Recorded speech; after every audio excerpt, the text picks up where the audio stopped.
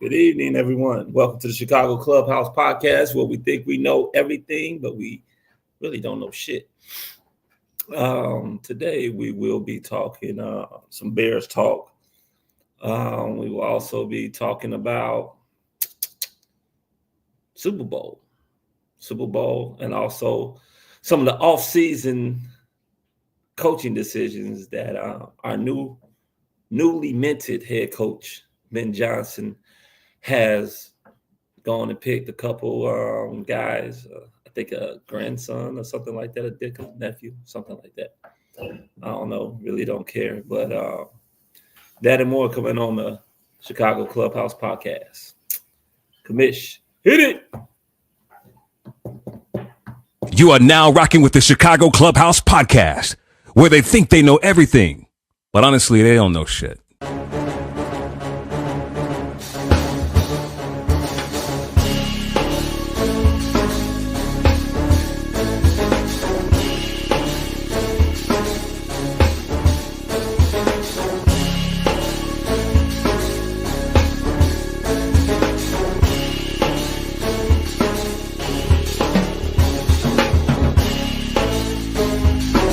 These summer league games and they tell you about these new up-and-coming coaches. I think we should get rid of every motherfucking owner in Chicago. Enzo and Caruso, both when they are on the court, are like your defensive generals. But they need to get that strong safety who's not scared to hit somebody.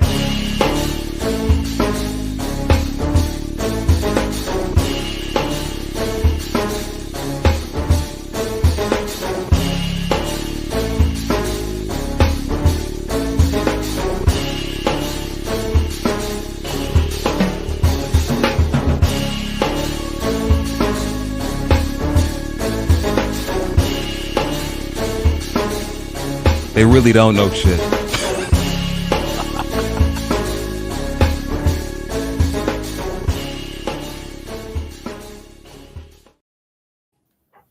So, welcome.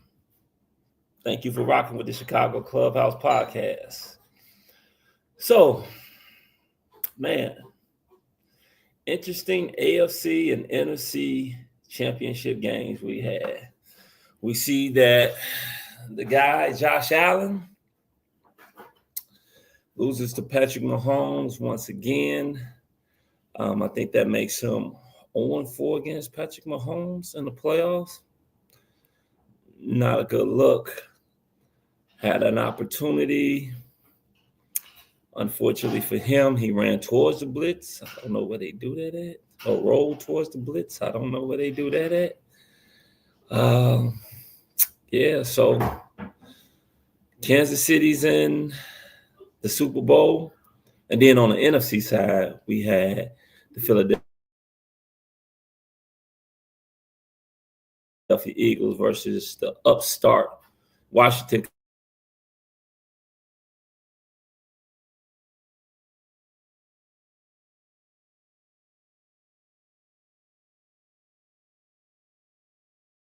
Okay.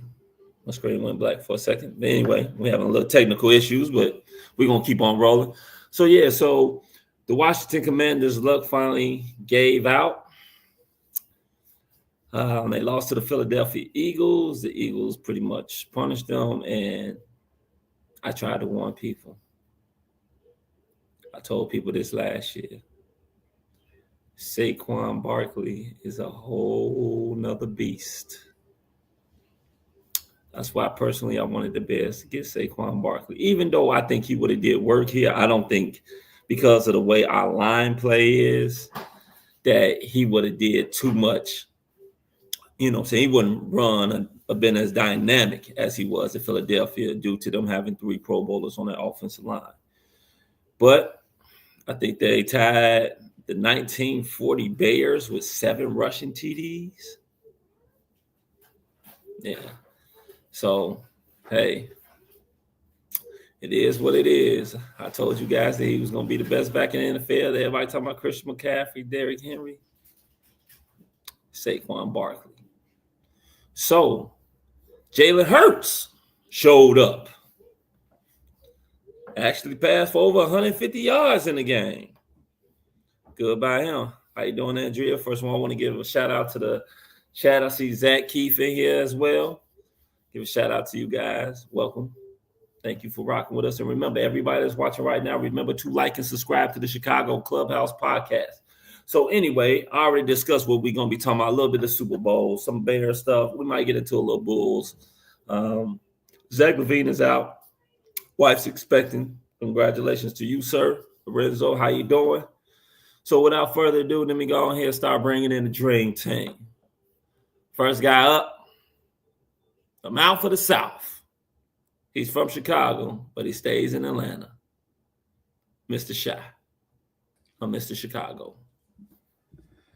What's good, man? Chicago, what's going on? What's up, brother? Hey, Zach. Zach, I was on the same thing. I wanted to keep Fields and sign Barkley. Whew. Well, damn, that would have been. Yeah, it would have been nice, but I mean, in all honesty, as great as Saquon is, our offensive line wouldn't have done him no favors. He wouldn't be able to be as dynamic as he's been with Philly. Philly has one of the best offensive lines in football. We ain't nowhere near that. So obviously, I would like to have had him too, but just to make a correction, so that stat or that so-called fact about the offensive coordinator that we just hired, it turns out to not be true. Oh, okay. Yeah, he's not. I didn't know. I didn't care if he was or he wasn't. That's why I said I would have thought it would have been interesting to find that out if he was, but it turns out that was just a hoax. But no, I'm definitely intrigued. I'm not really surprised at seeing the Eagles play the way they played with Saquon, doing what he's done. Like, they 7 touchdowns in the NFC title game. That's we had the 1940 Chicago Bears.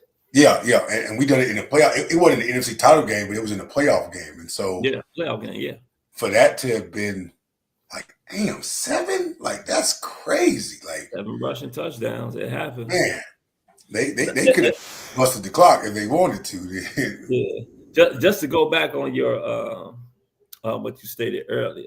The thing is that I know that our line wasn't or nowhere near what Philadelphia's is, but if they would have kept Justin Fields, I think without a doubt that Ryan Poles would have damn sure drafted offensive lineman with those trades that he would have been able to get and what he would have been able to get back for a. Well, see, the thing is, you got to go back and look at what we got for Justin. We weren't going to get a first round or second round pick for Justin Fields, even though. No. What I'm saying is, we talking about keeping him because we ended up drafting Darnell Wright though. Number 1. Yeah, but we did keep that pick and we drafted Darnell Wright, and that turned out to be okay. I mean, I watched him in Tennessee. I thought he was damn good. No. We had already drafted Darnell Wright. This would have been last year's draft. Oh, you're talking about last year? Okay. Yeah. Okay. Yeah. Yeah, he's only been 1 season with them. He ain't been 2 seasons. Saquon hasn't been 2 seasons. Well, this is just his first season. Yeah, that's right. So with Justin and Saquon, that would have been a very dynamic backfield. I can agree with that from a rushing standpoint. But I love Justin, but I'm just, there were opportunities for him to have made clear that he was the guy, and he just didn't take him. And obviously, the Bears didn't do him any justice too. So 2 things can be true. I feel bad for what happened with him not having a line as well, but at the same time, there were opportunities for him to take the bull by the horns and never let it go. But unfortunately, that didn't happen for him. Okay. Well, we're gonna bring in our other all-star. The man, the Nif. I said the Nif. The man, the myth, the legend. The Tank, better known as Frank. Frank, the Tank. I thought you were going to say like the MILF instead of the MILF or something. Oh, God. I fucking MILF, Frank the Tank. Call you What's up, guys? How you doing? Hey, where? No, you're from Chicago. Where did you? Chicago. What did you say was not true? About Doyle being Mike Dick's nephew, it's not true. Oh, that was fake. Okay, I thought you were saying at first like he's not the offensive coordinator. I was like, No. I swear. It turned out to be something somebody made up, and I'm just like, who gives a shit? I don't care about that shit. Yeah. All I know is I do trust Sean Payton, and Sean Payton's hired this guy on 2 organizations because he likes him. But like I didn't see who said it in the chat, but somebody said it perfectly. He was a tight ends coach. He's not here to run the offense. He's here to kind of get the game plan going, get everything set, get everything ready and everything. Because we all know our head coach is running the offense. Yeah, and Ben Johnson made that clear. He made it clear. He's calling the plays. Before we get into that, let's start off the show. We're going to talk about the Super Bowl, and then we can go further into what we really love to talk about, which is the Bears or anything Chicago related. So tell me, all right, I'll start off with you, Mr. Chicago. What was your thoughts on the AFC championship game between the Buffalo Bills and the Kansas City Chiefs? Man, in situations like this, you kind of feel bad for Josh Allen. He's had a great season. Obviously, this is probably his second time being in MVP runnings, but this was really where he really just took off for the most part. And a lot of us anticipated that this was going to be kind of a down year for him, considering the fact that he lost 2 of his main targets in Stephon Diggs and Gabriel Davis. So the fact that he lost those 2 and still was able to put up the numbers he put up and less interceptions, that was a great season, an incredible season for that offense, especially considering how well James Cook played too, with him having so many rushing touchdowns as well. Like they rely heavily on the run game from both Josh and from him. So they both had double-digit touchdowns. So it's like to see that offense that Joe Brady put together, orchestrating that offense to where he could equally disperse the ball to Shakir, to once Amari Cooper came there over there, Keon Coleman, who had a pretty good, pretty decent rookie year. And then with them having Mike Hollins, I think it was, and Kincaid and Knox, these guys were basically contributing to the offense, and there was no one person who was like the main guy. It was like, depending on the situation of the games they were playing, okay, today it might be you, Shakir. Tomorrow it might be Amari Cooper, or it might be James Cook, or whatever the case may be. So they definitely equally dispersed that ball out to all their playmakers, and they made sure they put them in opportunities to make plays. But unfortunately for Josh, man, he came up short again. And everybody's going to give Kansas City shit for, making the Super Bowl again and getting certain questionable calls, which we all know that. But at the same time, there were situations that obviously Sean McDermott has to take blame for, because those 2-point conversions, he should have never done that. Take the damn extra point. Don't sit here and you're gambling against the new damn GOAT, man. This the new GOAT. You can't sit up here and be taking.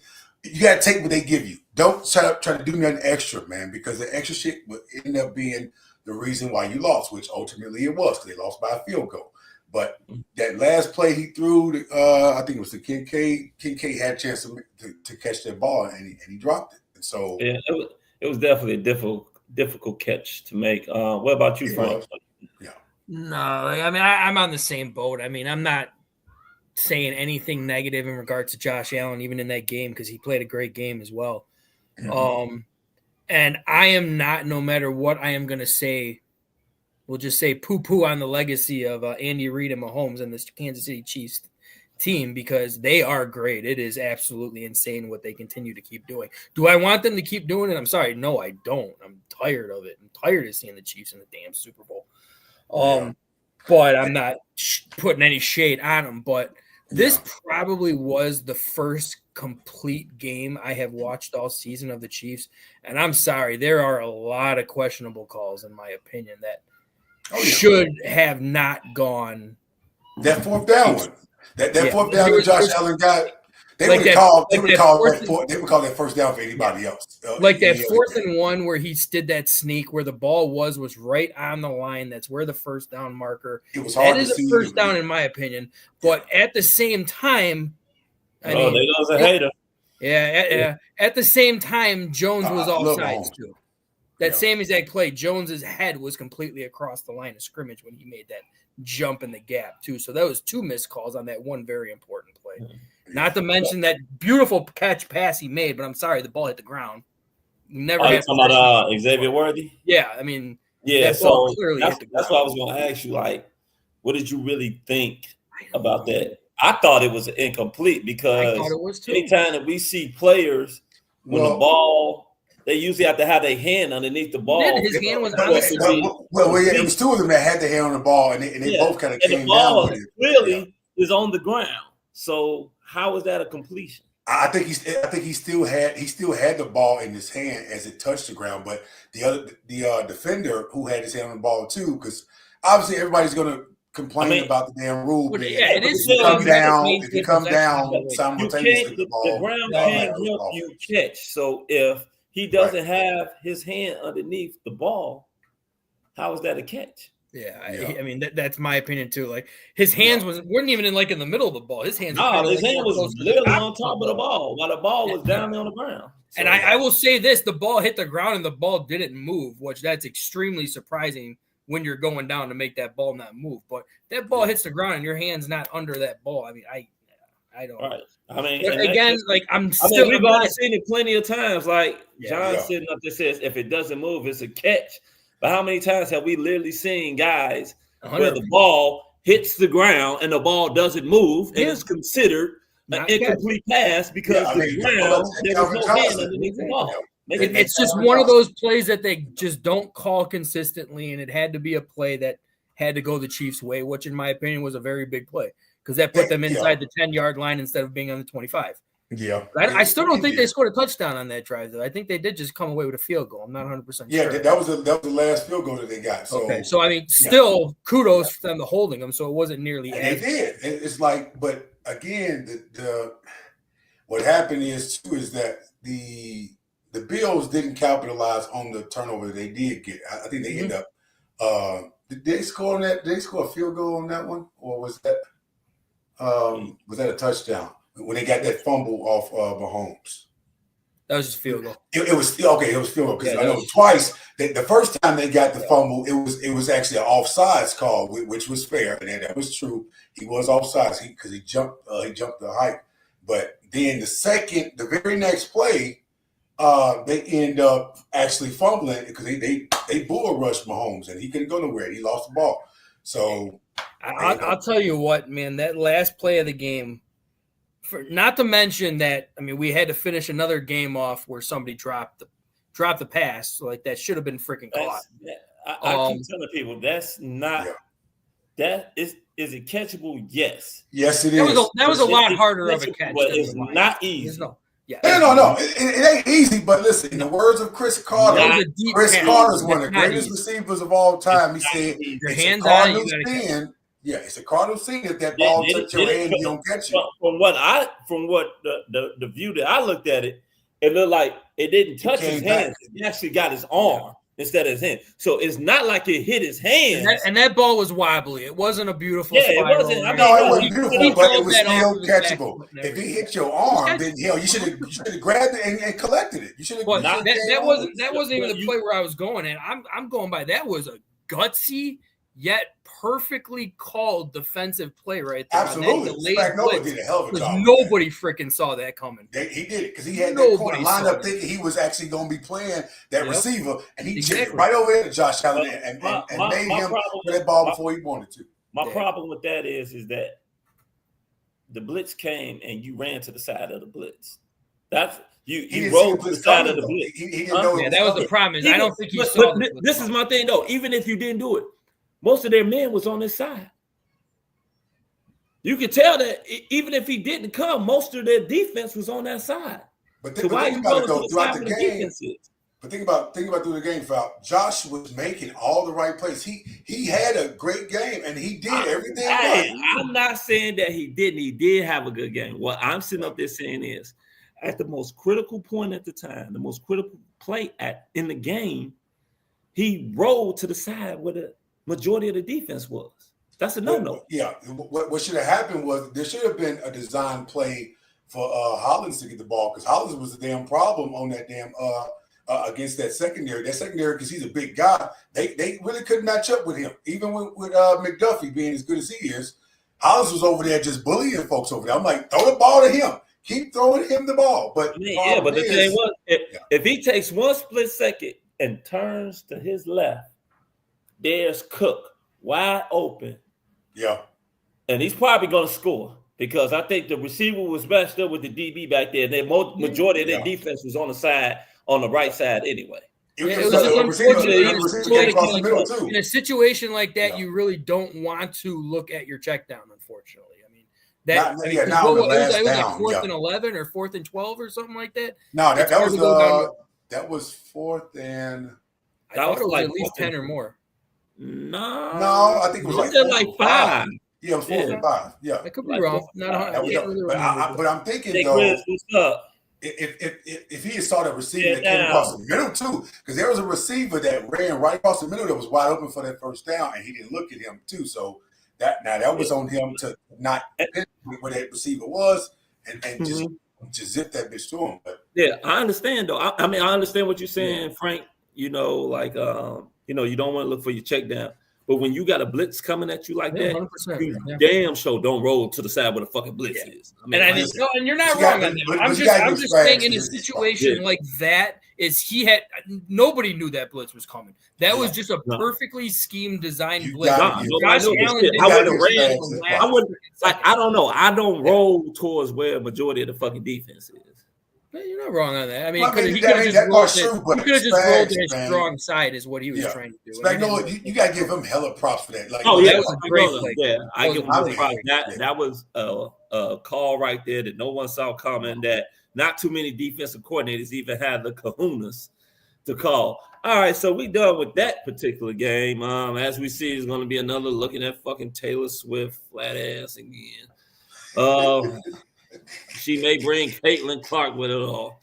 God, we gotta look at all the all-American girls all up in the damn press box again, or right there in the suites. Nobody wants to see that shit again. I want to watch fucking football. Please. There's already NFL squares going out, and So anyway, so let's talk about my boy King got performing. Let's talk about the NFC Championship game. What did you guys think about that? I mean, I'll start off with you, Frank, this time. In my opinion, I was with you, Foul, all the time. Washington, I'm not dissing what they did, but a lot of their shit was just luck, man. And their luck just ran out. And unfortunately, it ran into a Philadelphia Eagles team where Saquon Barkley was running the damn ball. Yeah. Like I mean, you said it, and I'm not gonna disregard the great season that Henry had. Derrick Henry had. Oh, here we go. What Saquon? My God, man, look at what you did when you got that guy an offensive line. If the Giants would have got him an offensive line, what he could have been. I mean, he was great. He was great with no offensive. He was great with no offensive line. Like, I mean, it's unbelievable. And Washington, it wasn't really a good game. They didn't scheme well against that Philly defense as well. They had their number the entire game. Yeah, I mean, the fumbles didn't help at all. I mean, they were coughing up the fucking ball. Yeah. Jeez, like somebody's coughing up a cold in their throat. They were just coughing the ball up. They wasn't tackling that well either, because Saquon to break free 60 yards, 40 There's yards. There's always a lot of people that have a hard time tackling Saquon, though. I mean, he's so elusive, man, and so dynamic, because he ain't just a speed back. He can speed, strong he can ass hit, legs, man. Like this dude, he's one of the most determined runners I've probably ever seen play this game.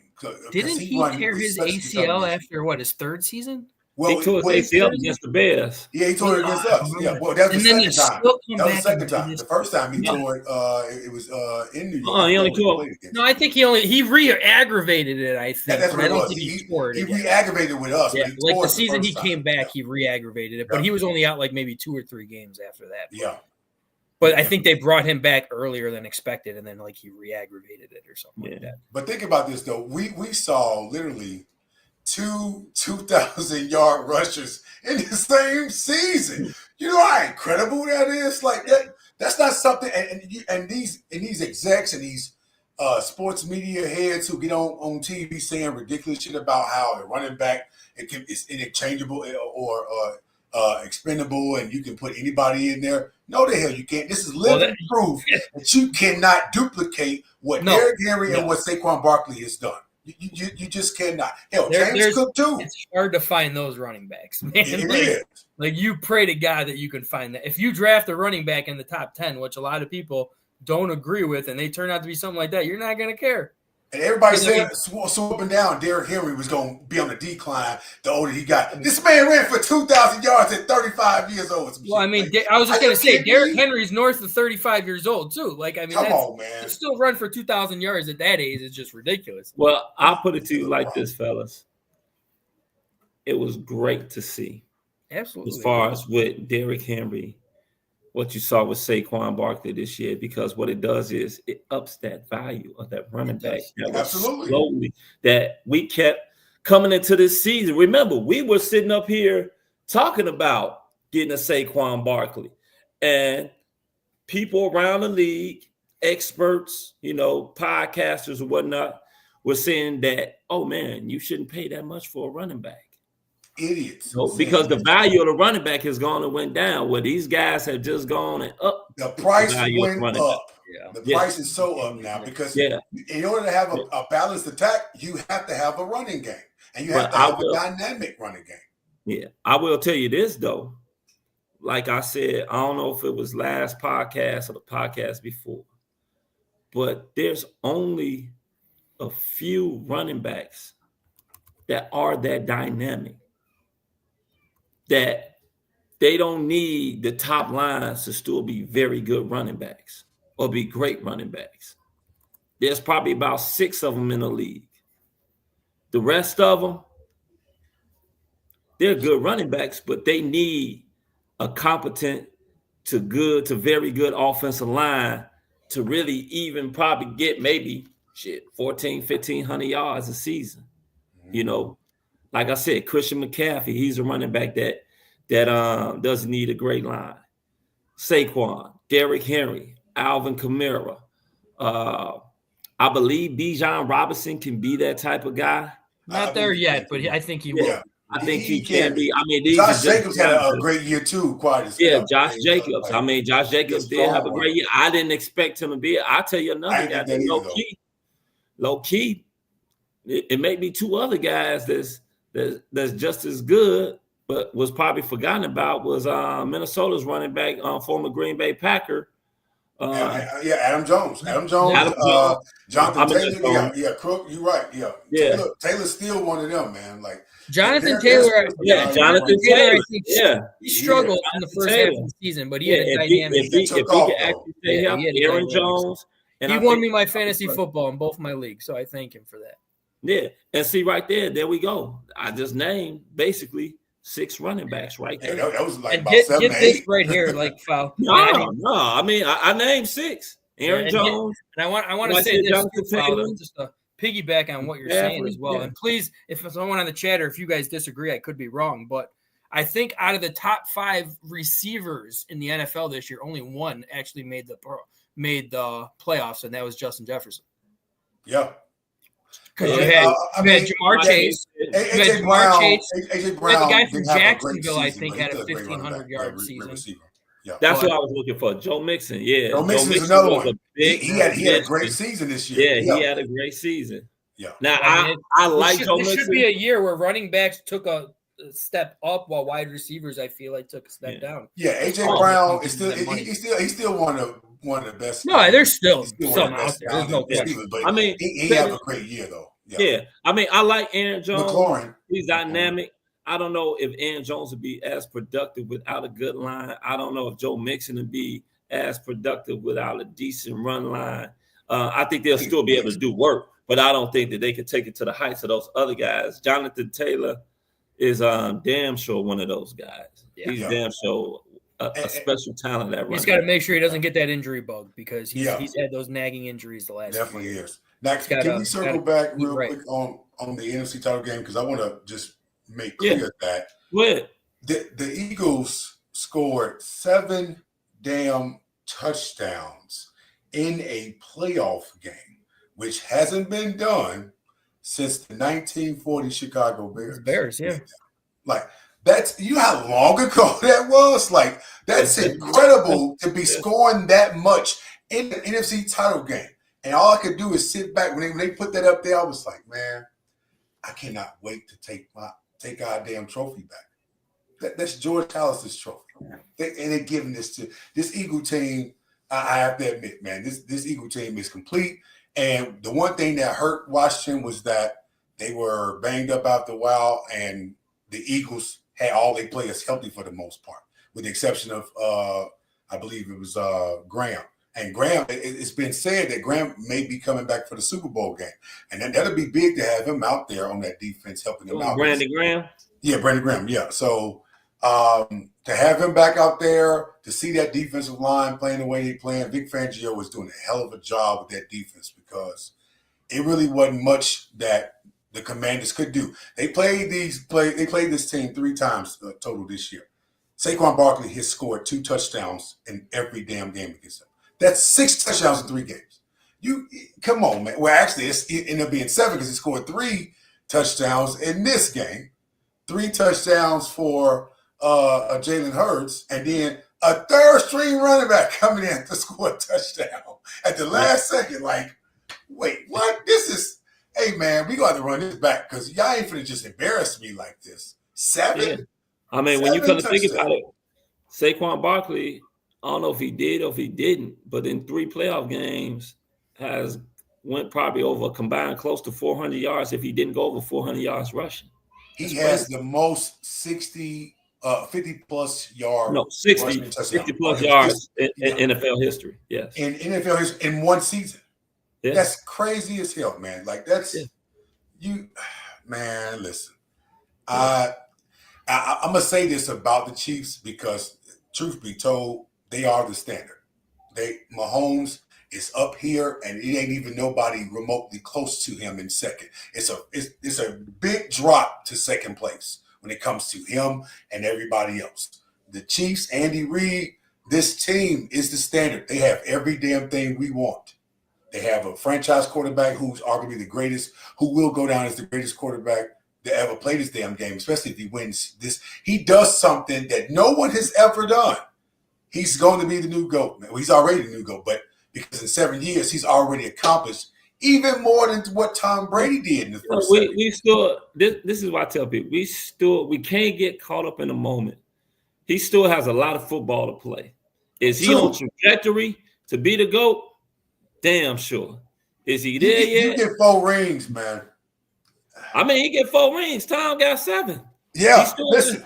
I'm not going to count him out for the other 3. We can't disregard a 3-peat, though. If he pulls this off with a 3-peat, that's insane. Brady didn't it's insane, but does it, like I said, all right, let's say he does, if he does pull off the 3-peat and he's stuck at 4, he wins no more. He's still the GOAT? Well, listen. I guess that really depends on where the his GOAT conversation ain't just about. Listen, I want to make this clear, though. The GOAT conversation ain't just about the ring.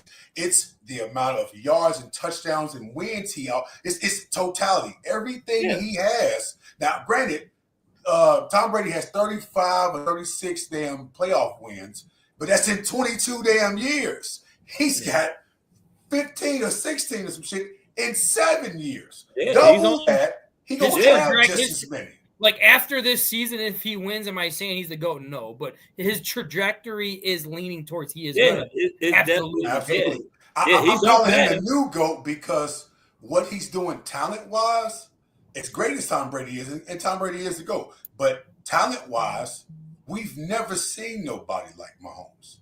Not even that piece of shit Rodgers was nearly this goddamn great. No, he's not. And he's never been this great. Well, I've never seen nobody do what Mahomes has done. He's been pretty good. Pretty good, but he ain't Mahomes. So going back to that game, it just shows in the NFL how much coaching matters, having the right system matters, and also having the right player matters. Because coming into this year, would anybody have said that Terry McLaurin was better than DJ Moore? No.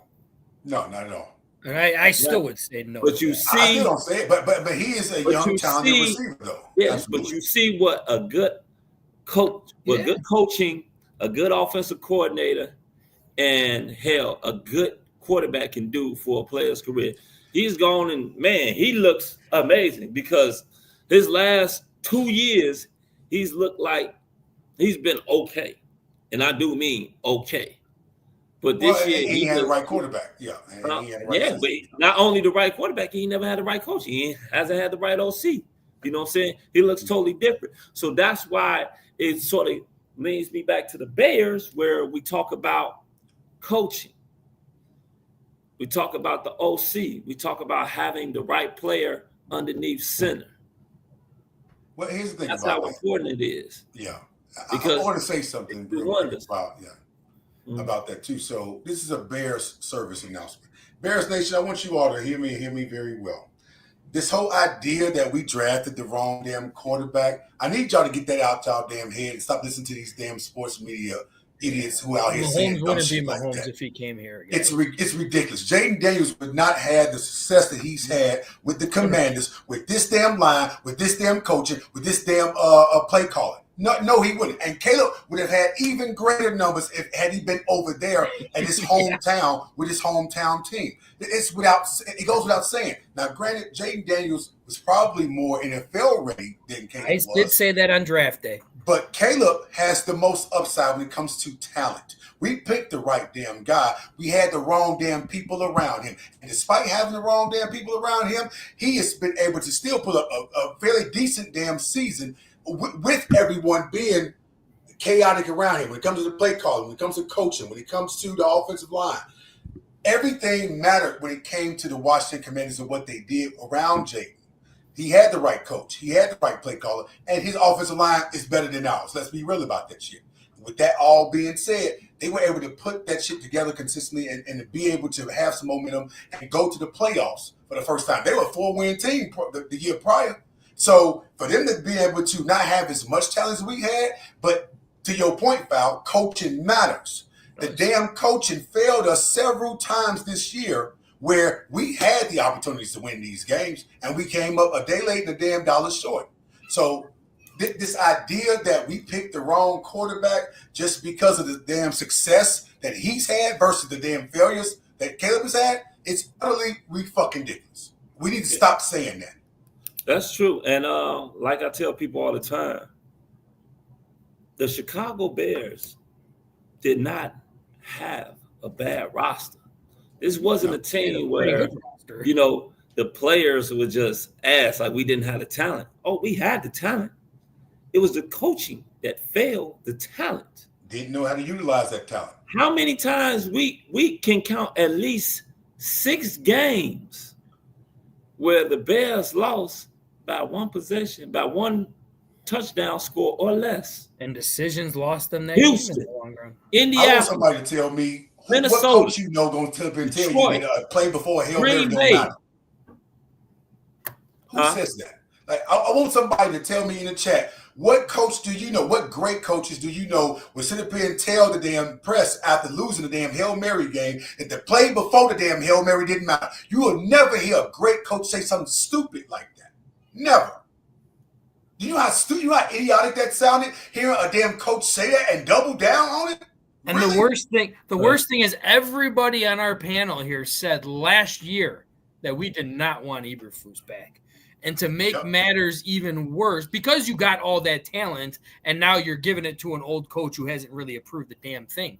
But then to make matters even worse, pretty much Ben Johnson said that he wanted to come here last year too. Yep. Like what could have been with the talent? Ben Johnson probably would have said, it's like, I mean, I like Keenan Allen, but how about you go get me maybe 2 pretty good offensive linemen to fill that payroll instead of Keenan Allen if you're going to draft me Rome Odunze. That's true. Let's bring in the third member of the All-Star team, the stat man that knows all the stats from the 80s, the 90s, and the 2000s, our boy JB. What's up, fellas? What's going on, JB? About time. Bizzle and the Bizzle. I've been listening, and I can't text and drive. I was wondering how the hell you were texting so much. Yeah, you get pulled over, man. You know they'll play up there about them damn about you having your phone. I know, but it's a lot to recap. I'm not gonna recap everything, but some of the shit y'all saying, man, y'all need to slow y'all roll with that because, like, dude, Mahomes is the GOAT. He's not done the stuff. GOAT. He Not has yet. done stuff. Not yet. that no quarterback Not yet. I would call him the new GOAT. I call him the new GOAT. Not yet. He's gonna be the new GOAT. I can't give him the GOAT. Yeah, you can't give him. because You can't give 27 him years you know, old, for I a couple can't years. give him Doing what he's done in 7 years. In 7 years, Incredible. he knows nothing but 7 AFC championships and 5 Super Bowl appearances. Nobody in the history of the game has ever done that. Does that make you the 7 GOAT? years. Does that make you the GOAT? That's one. He's Two, won more than he's lost. That makes two, with him potentially about to win his fourth and this three-peat. Oh, he ain't got but that much more to go before he catches Tom, and he's only 28. Tom played 22 years. This man has played 7. Yeah, no, So it's a good chance. That's a lot of more damn years left to just surpass. Like He's he trying to make it seem like this He shit ain't gonna like just stop like going this to shit the playoffs, though. That's Val. one. He's not gonna stop going to the playoffs. That's He may one. not But we win don't know. another one for a couple years, don't but know. he ain't gonna stop going to the playoffs. The second point I want to make, Foul asked a question. I still, to this day, from Ohio State, take Terry McLaurin over DJ Moore. I still do it. No. Scary Terry has always been a beast. Always. No, I like him though. So has DJ Don't get me has wrong, always but been- DJ was nothing compared to Terry in college, and unfortunately, I don't give a It shit about college. I don't give a And fuck about college. We're not talking about and college. It's NFL. unfortunately, Justin Fields was great in college. and unfortunately, I'm talking, they both had the same problem with shit quarterbacks for a long time. 100%. So Terry McLaurin gets the nod for me. So when you said nobody picks Terry McLaurin, I pick Terry McLaurin in my fantasy all the time.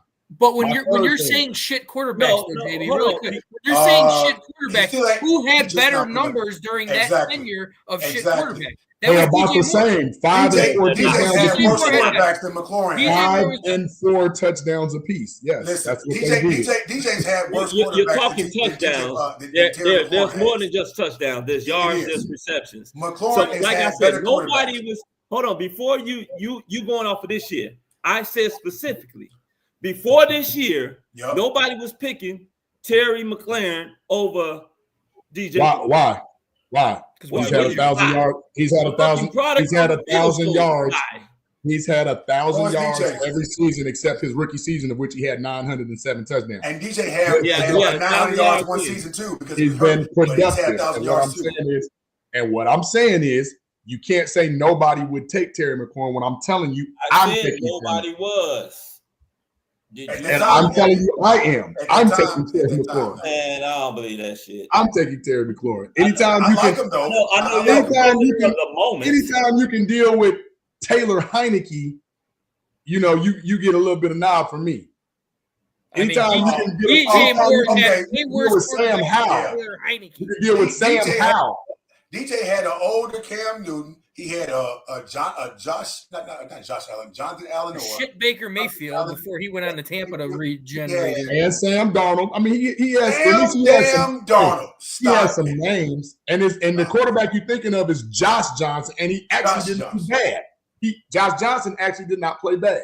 He played really bad. Just the numbers that he threw Yeah, to DJ Moore was he wasn't crazy. that good, JB. Knock I it didn't off. say he was great, but I'm saying He let's not wasn't make good. it I'm seem, saying he was He shit. wasn't Let's not even make it seem- borderline. Knock it let's off. not make it seem like what he did wasn't equally as impressive as what Terry McLaurin did, because Terry McLaurin didn't have no quarterback either. He just did. You did know Sam Howell threw for 4,000 yards last year, right?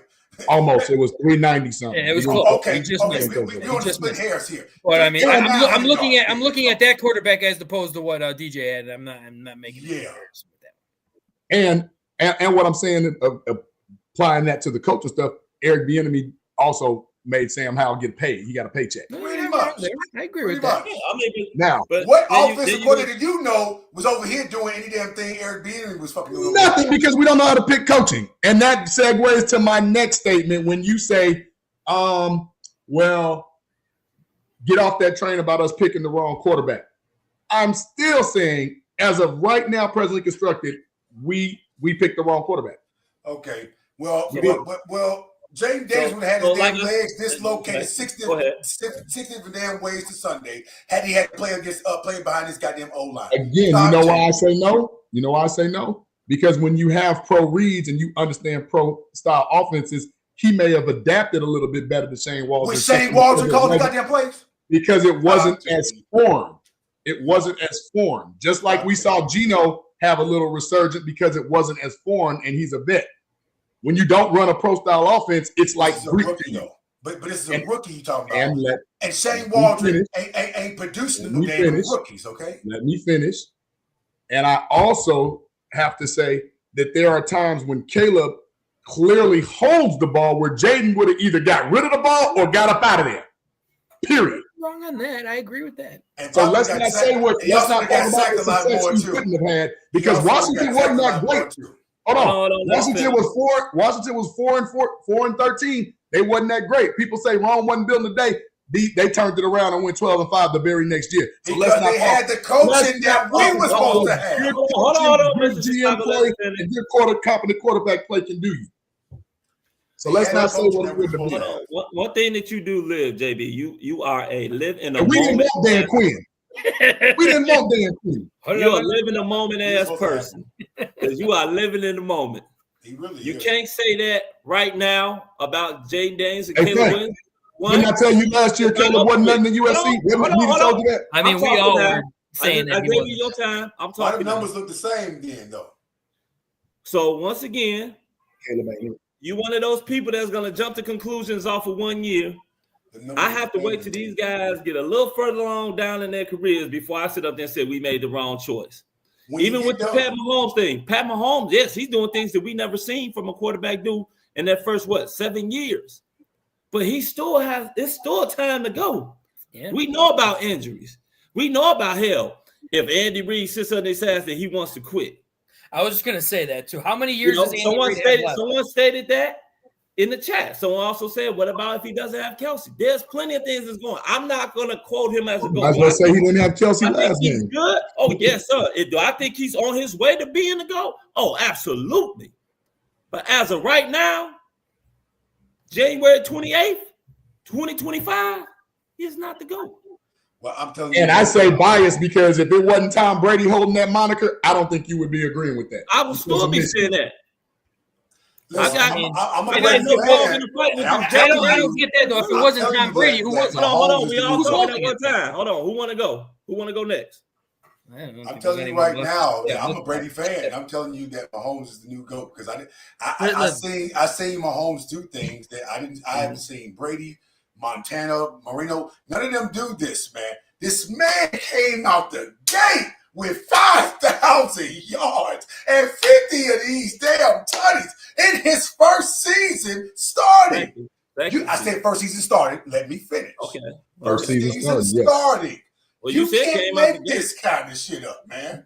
That's GOAT shit. You don't do that. You can't go in the gate off the bench. So I mean, listen, I'm gonna come back. Give him the chance to start. He took the hell off and never looked back, man. Yeah, I ain't never seen nobody do that. Never seen the talent that this kid has.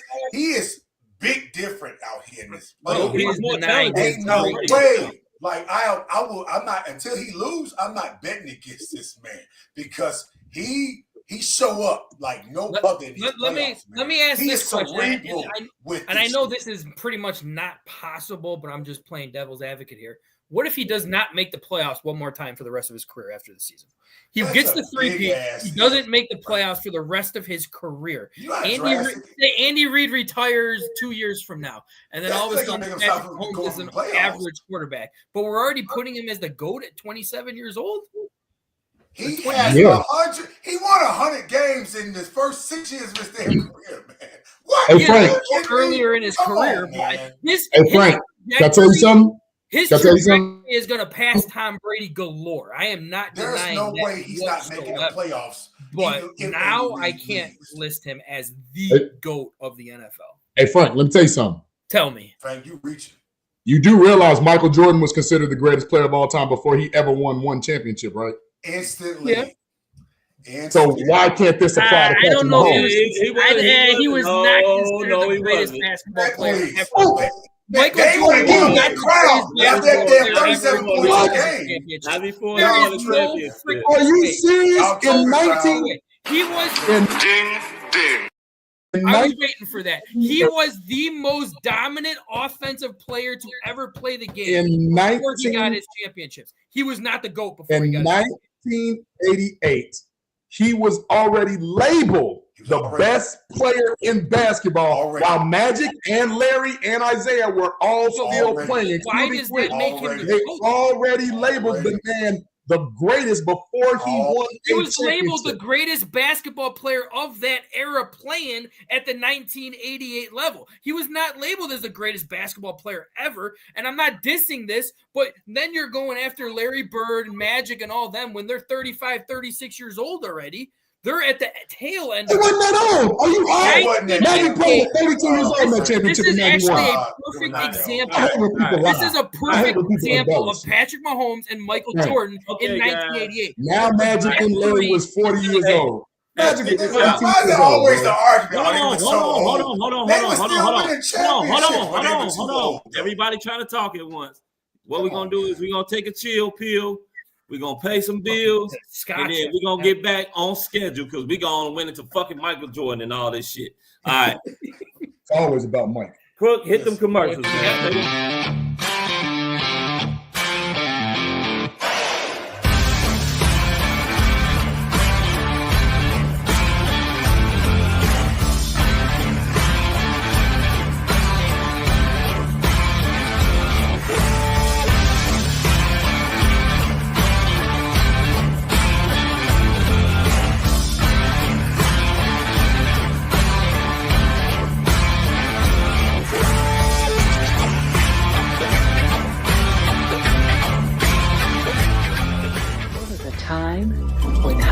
Standards prevailed, when excellent craftsmanship was displayed and treated with the utmost importance.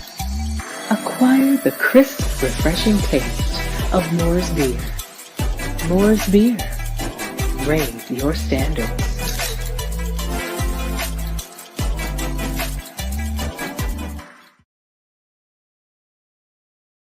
The Chicago Clubhouse Podcast is brought to you by Moore's Beer. Great tasting. I don't know because I never had it because I don't drink. But time out before you move on. Let me go through my promo. And then we also brought to you by In the Zone. Get your In the Zone gear, your sports gear. Frank loves it. He's got his in his own fucking tighties that he wears. It's kind of crazy. And he even has a nice shirt that goes with it. Go ahead, JB. So I have to address Chris Foster before I lose my cool. Chris, you don't know what the hell you're talking about. Magic Johnson was 31 years old in that final and was the second leading person for the MVP. He came in second. Exactly. Isaiah Thomas was 29. So don't tell me when these guys are in their athletic prime still that these teams are now all of a sudden old and washed. You full of shit, dude. No. Stop it out. And as a matter of fact, as Michael Jeffries Corey damn responded, I don't even like addressing that man by his last name because his last name is a damn standard. All right. Yeah. I call him Michael Jeffrey. All right, Chris, we're going on. I got to address this too, Chris. If we still had that, y'all gonna address this shit, we moving on. If we still had that Will Smith slap meme right now, you would get it right now. I'd love for you to come on here and debate us on 90s era versus this soft marshmallow cupcake pumpkin shit. You won't win. We're dealing with right now. You will not win. So go ahead, Foul. Move on. Let's do it. Okay, we're moving on. All right. So as we know, the Chicago Bears do have a new head coach, and many will consider the most desired coach probably in the NFL the last 2 years, and Ben Johnson. So I wanted to get from you guys, what do you think about the staff that he's assembled so far, as far as the defensive coordinator and Dennis Allen, the offensive coordinator, and I forgot the guy's name. I don't know how to pronounce his first name. I'm just gonna say Doyle, and retaining a special team coach. Like that Declan Doyle. Double D's. And double D. And retaining a special teams coach, Richard Hightower, and also bringing over somebody else from the Detroit Lions and Chicago native Antoine Randall as the assistant coach and wide receivers coach. So, JB, I'll start with you. like I was saying in the chat while I was driving, I mean, the staff, the Dennis Allen thing, like I said, hopefully he goes back to some of those other people. The Antoine Randall L thing, I always love when Chicago natives come back to the crib. Ben Johnson still has to learn, in my opinion, how to be a coach on top of trying to manage Caleb Williams. JT Barrett, I mean, he was okay at Ohio State. He didn't have much of an NFL career. So with him being a quarterback's coach, I'm just kind of like, meh, I'm not excited. I'm not sad. It's just like, whatever. The Declan Doyle thing, like I was talking with Keith Sperry, like that's the dude. He's the son of the racist strength and conditioning coach from Iowa that went to the Jaguars with Urban Myers.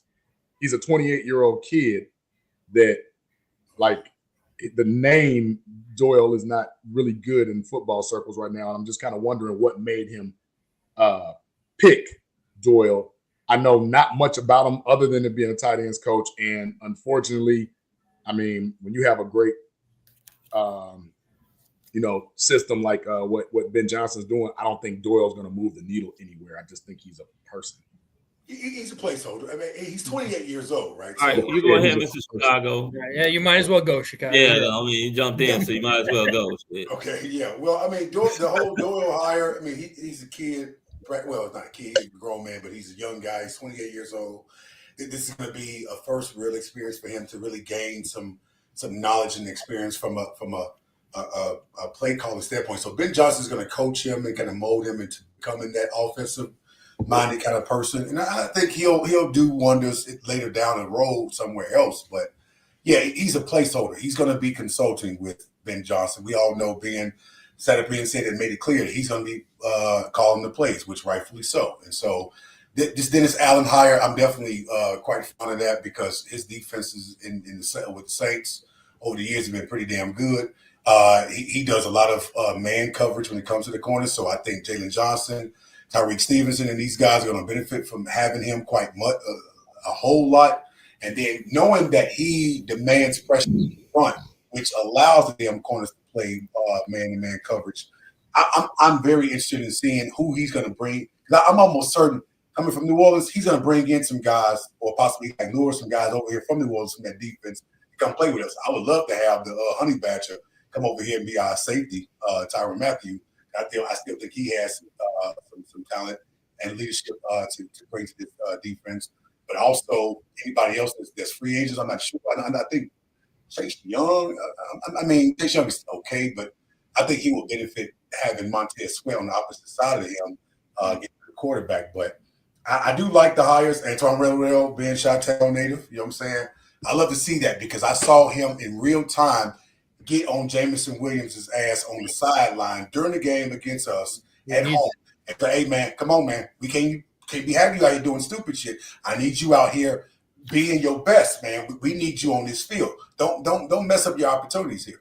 So I need to see that in a coach and even in the play on that sideline in real time. Don't wait until after the game is over. Don't wait until the cameras ain't rolling. No, I want to see this on TV. You already holding him accountable right then and there.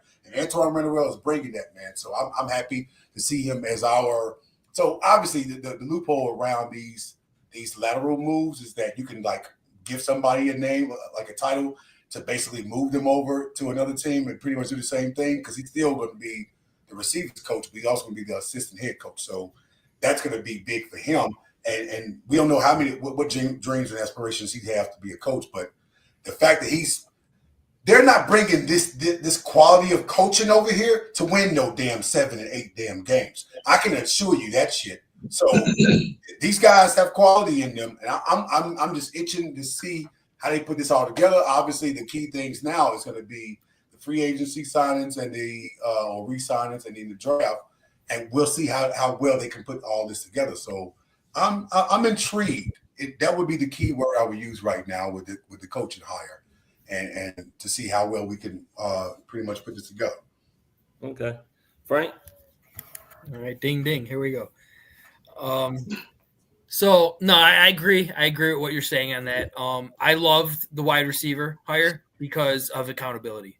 We're not going to see wide receivers cutting off routes or doing any of that crap that we did see a good amount of last year. Otherwise, he's going to be on your ass on the sidelines.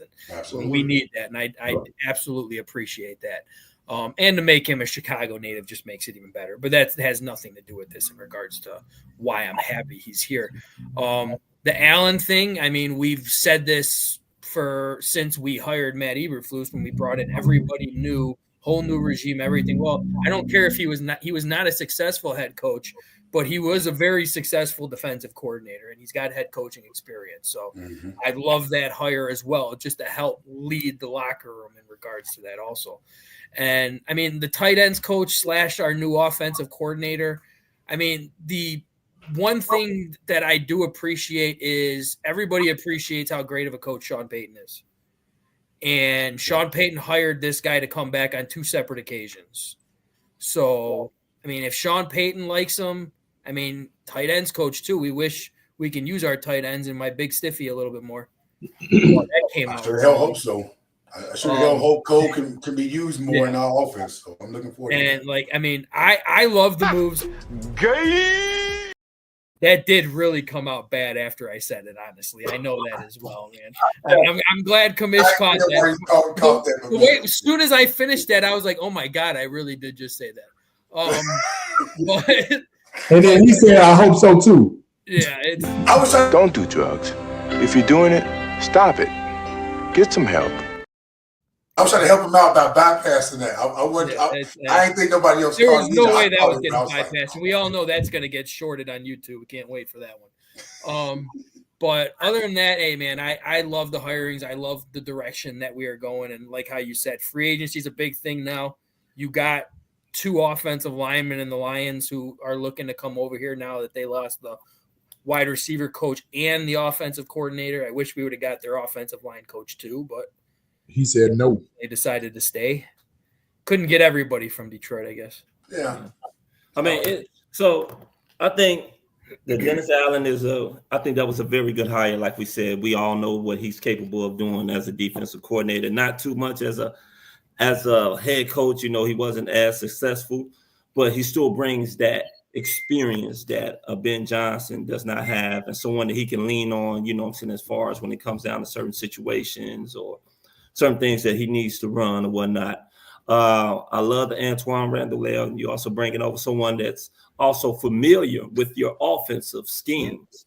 So, and he's also a receiver coach. So hopefully, and we seen, like one of you guys alluded to earlier, we saw what he does.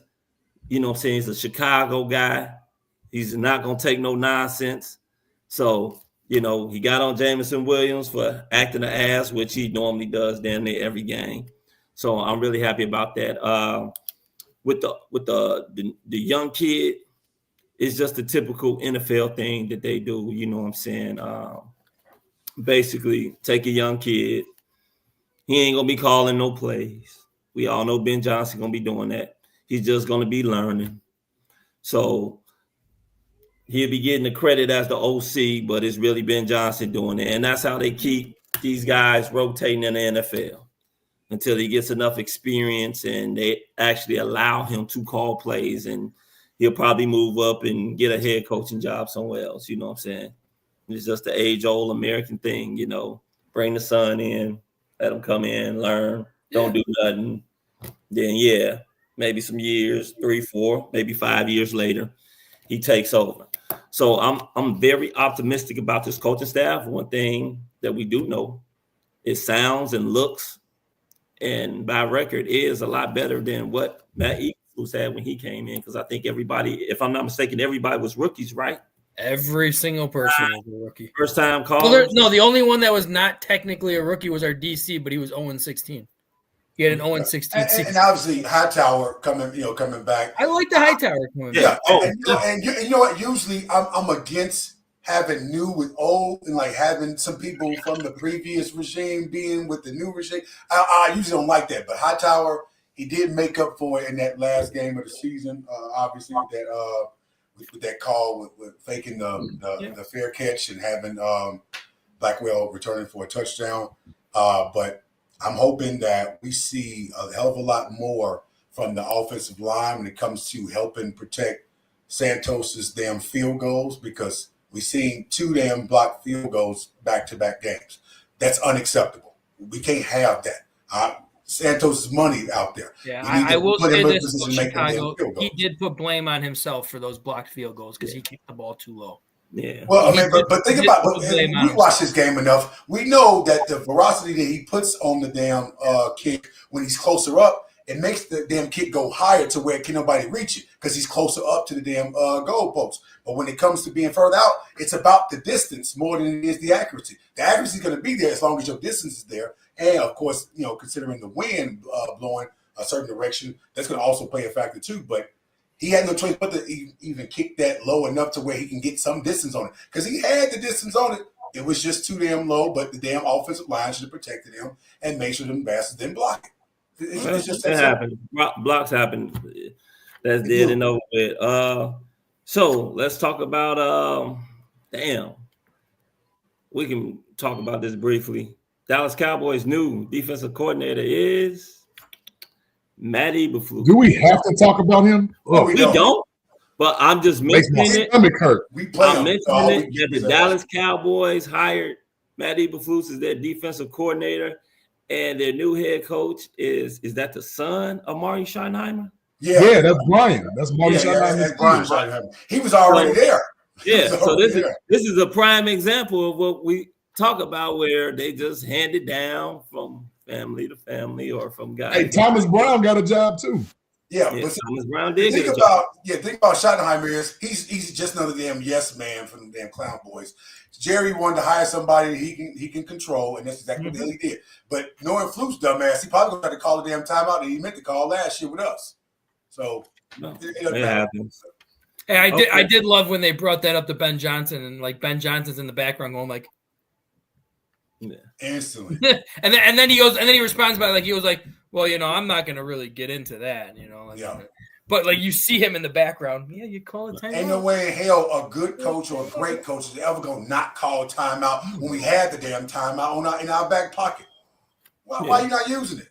We do play Dallas this year, and that's going to be a fun game for sure. That's water under the bridge. That's enough time spending talking about the Cowboys. So Senior Bowl practice was this week. Of course, the Chicago Bears have plenty of representatives there looking at the Senior Bowl, checking out the offensive lineman guys that were already there. There is this widespread. Well, one condition for Ben Johnson being hired was that he did talk to our GM Ryan Poles, and from what his agent was stating, and I was listening to a interview that they had with the agent, they were stating that there will probably be some players on here that Ben Johnson doesn't want or doesn't think that is a nice fit on this team. Will Ryan Poles be willing to get rid of them? And Ryan Poles said, yes, I will be willing to get rid of guys that you feel that don't fit. Yeah. So he doesn't think that's a good fit. I didn't catch it. What was that, Chicago? I had a Braxton Jones. Throw tickle? Okay. Yeah. Braxton Jones. So anyway, now I've been hearing from a lot of fans, a lot of podcasters, even some NFL experts, reporters, about a particular running back from Boise State. If the Bears have a chance of drafting him, they should draft him at number 10. And that's Ashton Gentry from Boise State. Yeah, Gentry. Give me you guys' opinion about that. I'll start with you. I'll start with you this time first, Mr. Chicago. Be honest with you, listen. At first, I wasn't on board with the idea, but looking at what Detroit did, and Ben Johnson had some influence and involvement with them getting Jahmyr Gibbs in the first round. I was one of the first people that was laughing at the damn Lions dumbass, like, y'all really set up here and drafted a running back that y'all didn't even need. Look what the hell they did with him. They had him and Monty having 2 back-to-back years with 10-plus touchdowns apiece and 1,000 yards apiece. Like, and no one's ever done that before. I'm just like, damn. And Ben Johnson's over here now? Now this kind of tickles my fancy a little bit with this interest in getting Ashton Gentry. Because now I'm like, maybe he's a dynamic running back. Don't get me wrong. I like the kid. But I do think that with Ben Johnson being a play caller, we can somewhat replicate. I'm not going to say we're going to replicate the entire Lions fucking offense and scoring 35, 40 points a game. We're not doing that. Not in the first year. But to have a dynamic kid like him and Swift are both dynamic running backs. I'm not against that idea. It ain't my first thought in terms of taking that number one pick and drafting him, but I'm not completely against it, man. I think the kid can do wonders with us, with this offense and with this play caller. I wouldn't bet against that. That's just me. What about you, Frank? All right, I understand, Chicago, where you're going with that. I really do, but this is the thing when it comes down to this. You're comparing it to what that sign or the draft pick of Gibbs with Detroit Lions that nobody expected. They didn't need anything else. That's the big difference with this. Thank you, Frank. All right. That's true. And this is the thing. I have asked people that I do know at Hallis Hall their opinion on this, and they did say that Ben Johnson really likes him. So that is a very strong possibility. But that is only if they hit home runs with signings of offensive linemen, where they would not draft an offensive lineman in the first 10. Well, I think when I look back on that draft, I do think that they had the opportunity to get another defensive end, and they didn't take him.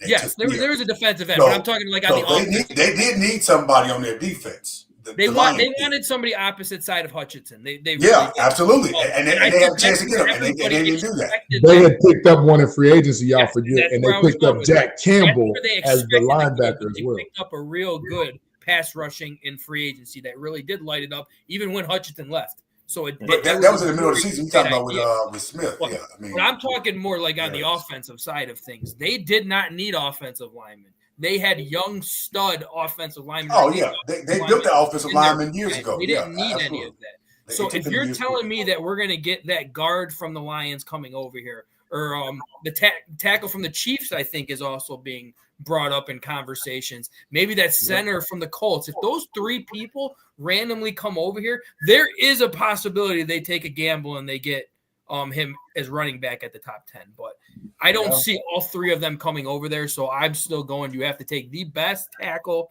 or the best guard available at top 10. I can't take a gamble at a running. Listen, those free agent guards, we got money. Your offensive lineman coming out. We got some money, and it's looking like they opening up that damn book now. Go ahead and spend that money. Go ahead, JB.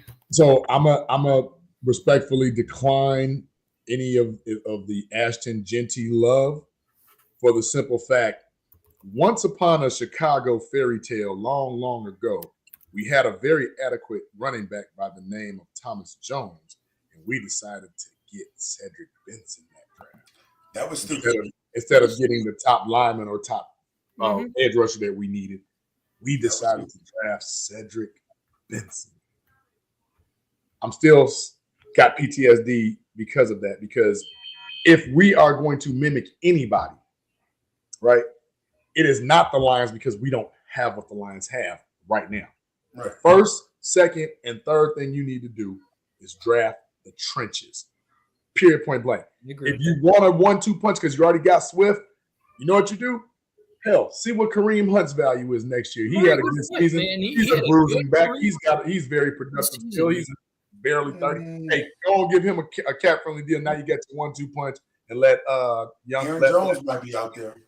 But I'm saying you have options to where you don't need to draft one. Yeah. Right.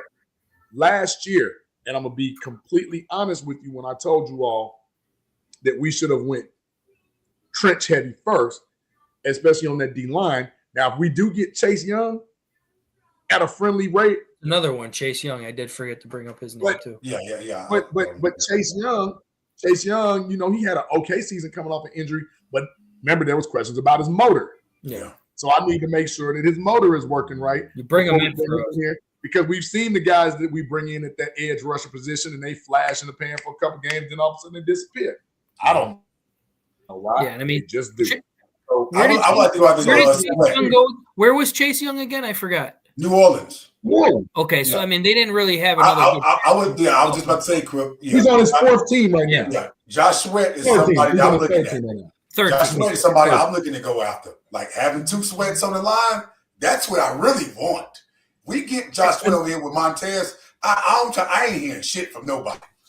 And listen to me. I understand that, but there are other things that we have to do. I know you guys mentioned about the two guys from Detroit. Well, one of the guys is a backup. The other guy's name is Zeitler, of which Zeitler is a Hank Fraley. He's a Hank Fraley supporter.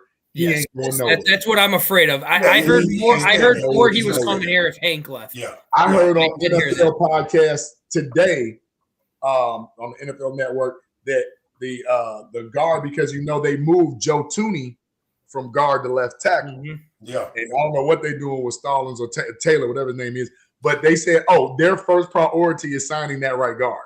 Yeah, well, I mean that left tackle got hurt if I'm not mistaken before they moved him over. Before they moved Tony over there to left tackles, which is why they did. And who knew Tony could play left tackle? But that's that's the thing about their talent on that line.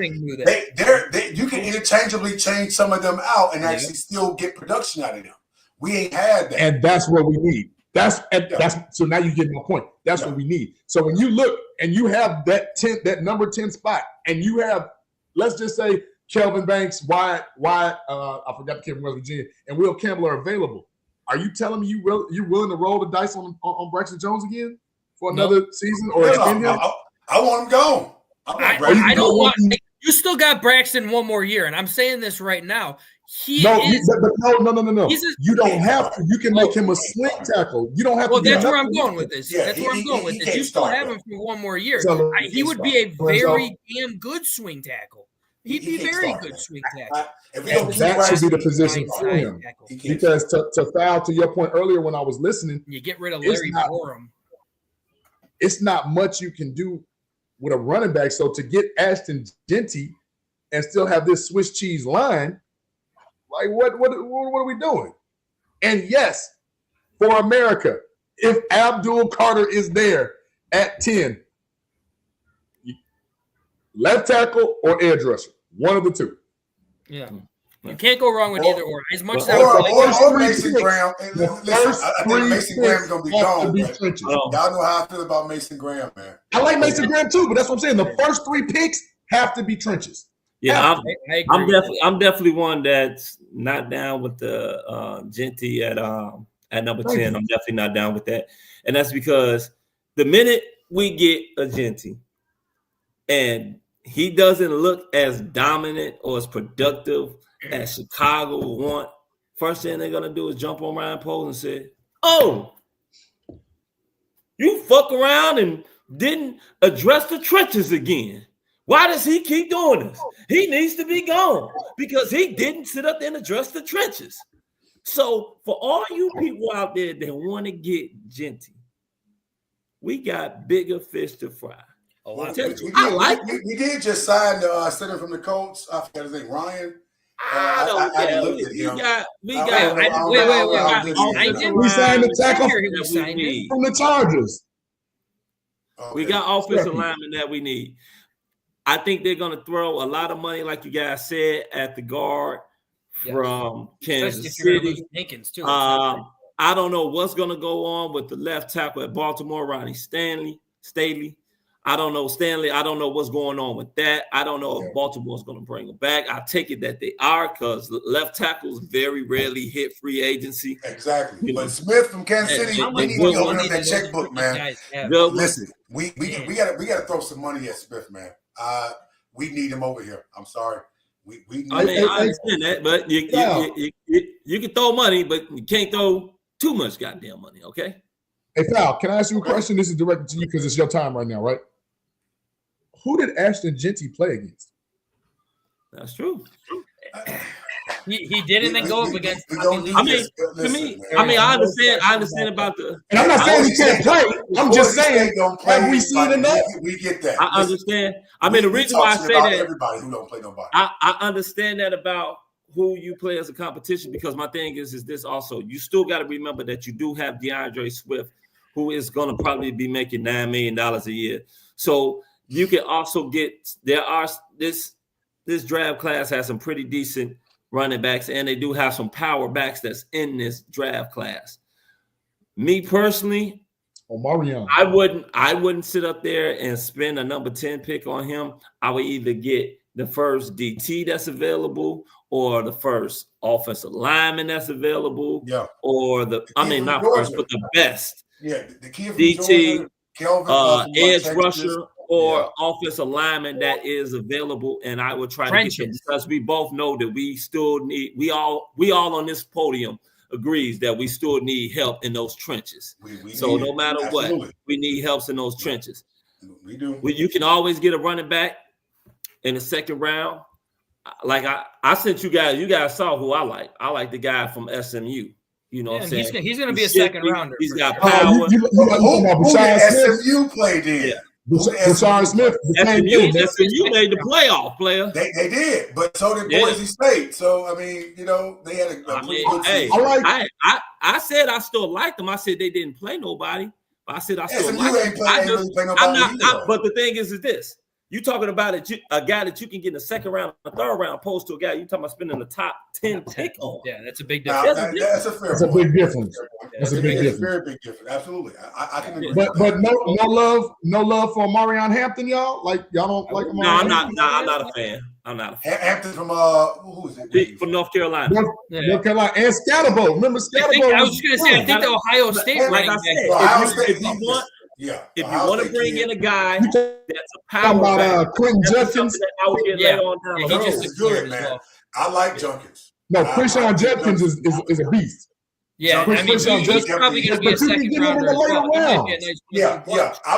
would draft Junkins in the later round for the second round for sure. And he's bigger. He's 6'2", 220. He's bigger. He's bigger. And we can also, so this is the thing too, which we will be monitoring very carefully, is what's going on with Cunningham. Will he get that Jaguars position? Yeah. Because if he gets that Jaguars position, now we have a third rounder. We don't have a fourth rounder. We don't have a fourth rounder. We get an additional third round pick, right?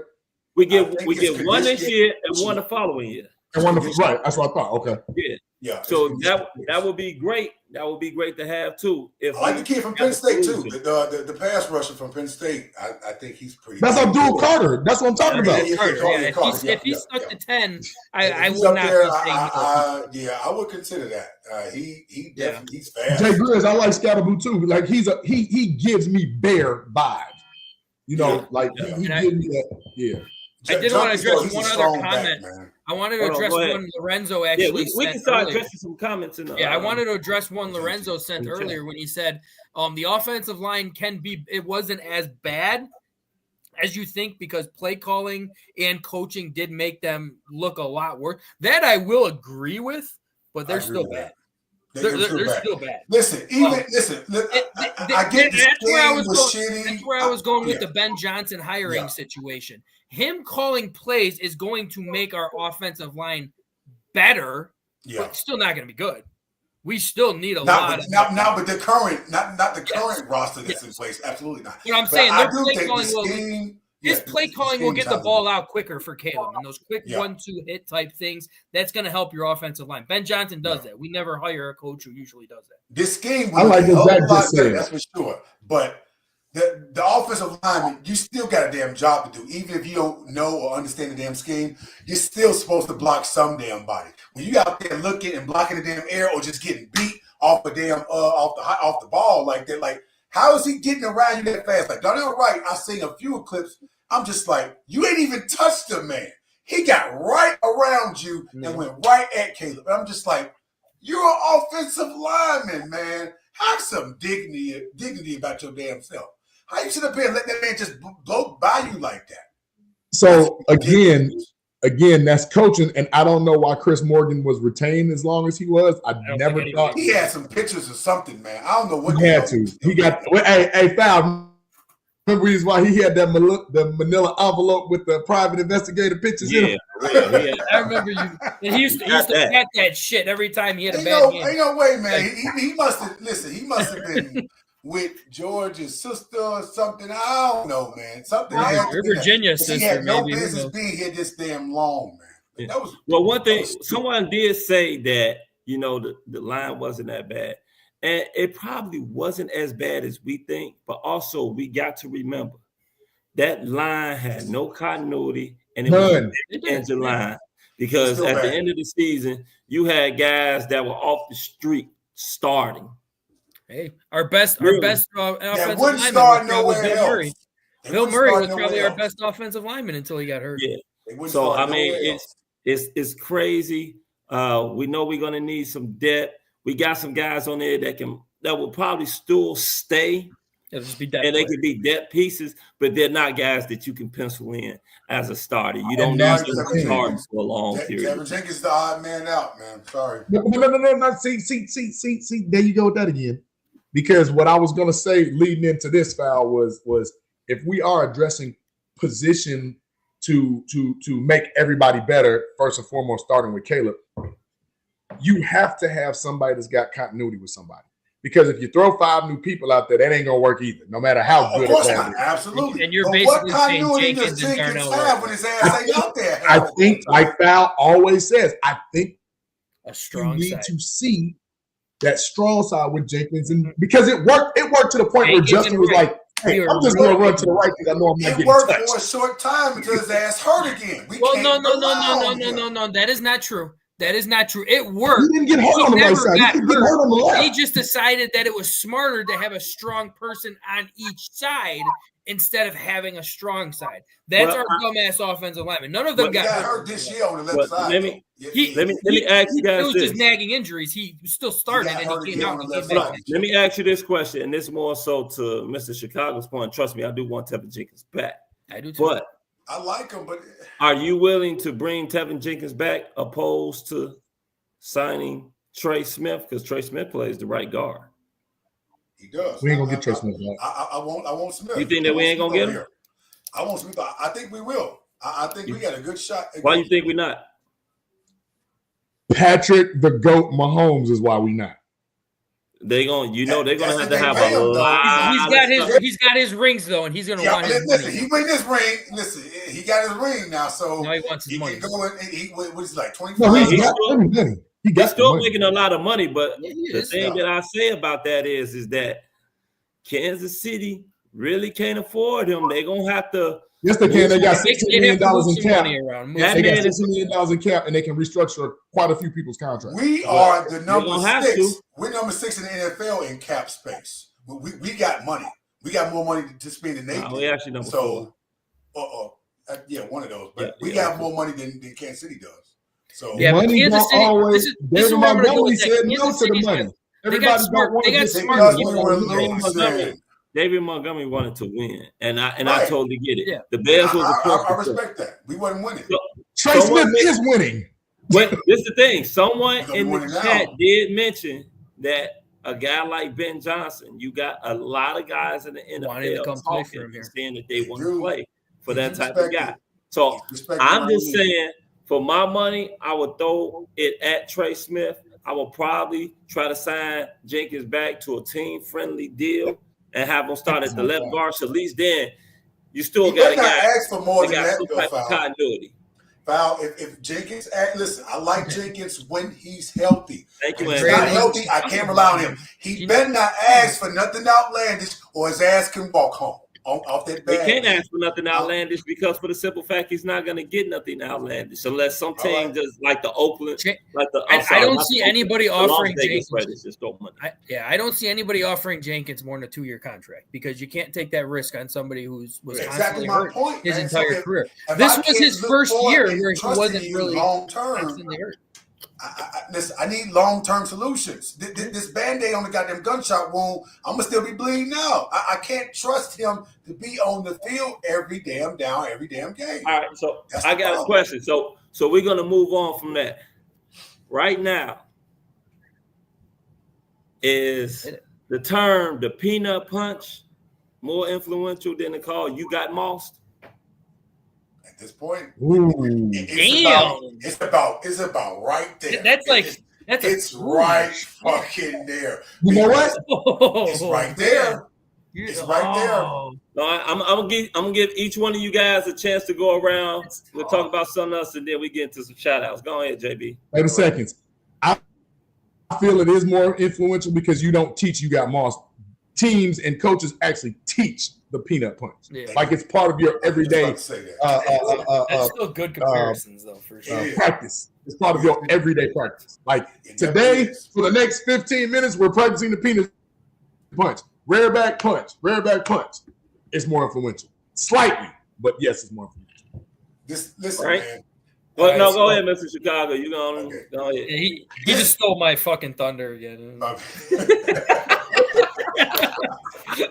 bad, Frank. You're good. Go ahead. Man. You're good. No, listen. Peanut sat up here and got 4 of them damn fumbles in one game, man. He has the most forced fumbles in NFL history for a damn corner. That's Hall of Fame shit. Listen, you cannot mention that term without referencing him. And to what JB just said, he just took the words out of my mouth. They're teaching that shit, man. Man. He better get his gold jacket next year. Cause that's blasphemy to not have this man in the goddamn Hall of Fame. That's utterly ridiculous. I don't think he's up for it yet. Isn't next year his first year? He's up for it. No, he was in the run. This year. He dropped off. Second season now, so he was last year. Yeah, he retired. He's been retired for more than 5 years. It's been more than 5 years. He was in the initial list, and then they started trickling it down to a select number. But exactly, Lorenzo. They're teaching it at the high school level now. Like you can't leave my boy off this damn Hall of Fame, man. Y'all can't leave my boy out here like that. He deserves a gold jacket for that. You can't replicate what he's been doing. All right, Frank. What you got? So, no, I agree 100% with what everyone's saying. Like, I'm saying this not as a Chicagoan and a huge fan of Peanut Tillman, but the fact that everybody teaches now how to do that specific tackle where you're punching while you are tackling, it just has to go to Peanut now. I mean, it's a lot closer than people think. That is a phenomenal comparison to the mossing and the peanut punch, but that peanut punch is legendary. And again, I'm not just saying that because I'm a Chicago Bear fan. Like, you hear every single game if somebody does that. You saw it. Peanut punch. 3 times Philly doing it to Washington. You saw it 3 times. Yeah. You saw Matt Milano punch it out of Mark That Andrews. is not easy to do. Like, that is all hand-eye coordination. You have to time it. Like, you saw when Jalen Johnson did it when he wasn't even tackled. He was just sitting there on the side. He was right there, and Jalen Reed, he punched it right on out. That guy was running full speed, and you nailed that ball. That is talent, man. Ricky! And thinking about this, when you add up the interceptions and the forced fumbles that he's got on top of the fumble recoveries too, because he recovered some of the fumbles that he forced. Like, and he was not a bad cover. He was not a bad cover. No, he wasn't, man. Listen, his first assignment against Randy Moss, the man snatched it out of his damn end zone. This man better get his gold jacket, Joe. Like, y'all robbing my boy of his damn Hall of Fame status. Stop playing with Tillman out here in these streets, Joe. He's gonna get it. I'm not worried about him getting it. Just like Devin didn't Stop get it. making him wait. Don't make him wait. Don't make Briggs wait either. Briggs is another one, man. 7-time Pro Bowl, 6-time All-Pro. Are you kidding me? The thing is, I'm gonna say this. I'm not denying who's going first. Yeah, so JB, you want to go first? It's more influential right now. Peanut punch is because it's one thing that you can sit up there and you can practice on it, teaching it everywhere from pee-wee to high school, college, NFL to pros. Yep. It's more influential right now. You got Moss. That's more of a athletic thing. They don't really truly teach it's a segment on ESPN. It's not necessarily a thing to do. Like, okay, I'm gonna reach over somebody's head and catch it. I mean, that's just a great ass catch. You know, so yes, the peanut punch is more influential right now. Before you guys get into more, what is it? I think it was 50 years ago today, Walter Payton was drafted by the Chicago Bears, the 4th overall player taken in that year's draft. So before we get into shout outs, because this will be the last thing that we talk about, give me some lasting thoughts that you guys had of the great Walter Payton. And then we get into some shout outs. Mine'll be quick. I was not even born. I was a piece of sperm floating around, so I had nothing on that one. So you guys can take this one.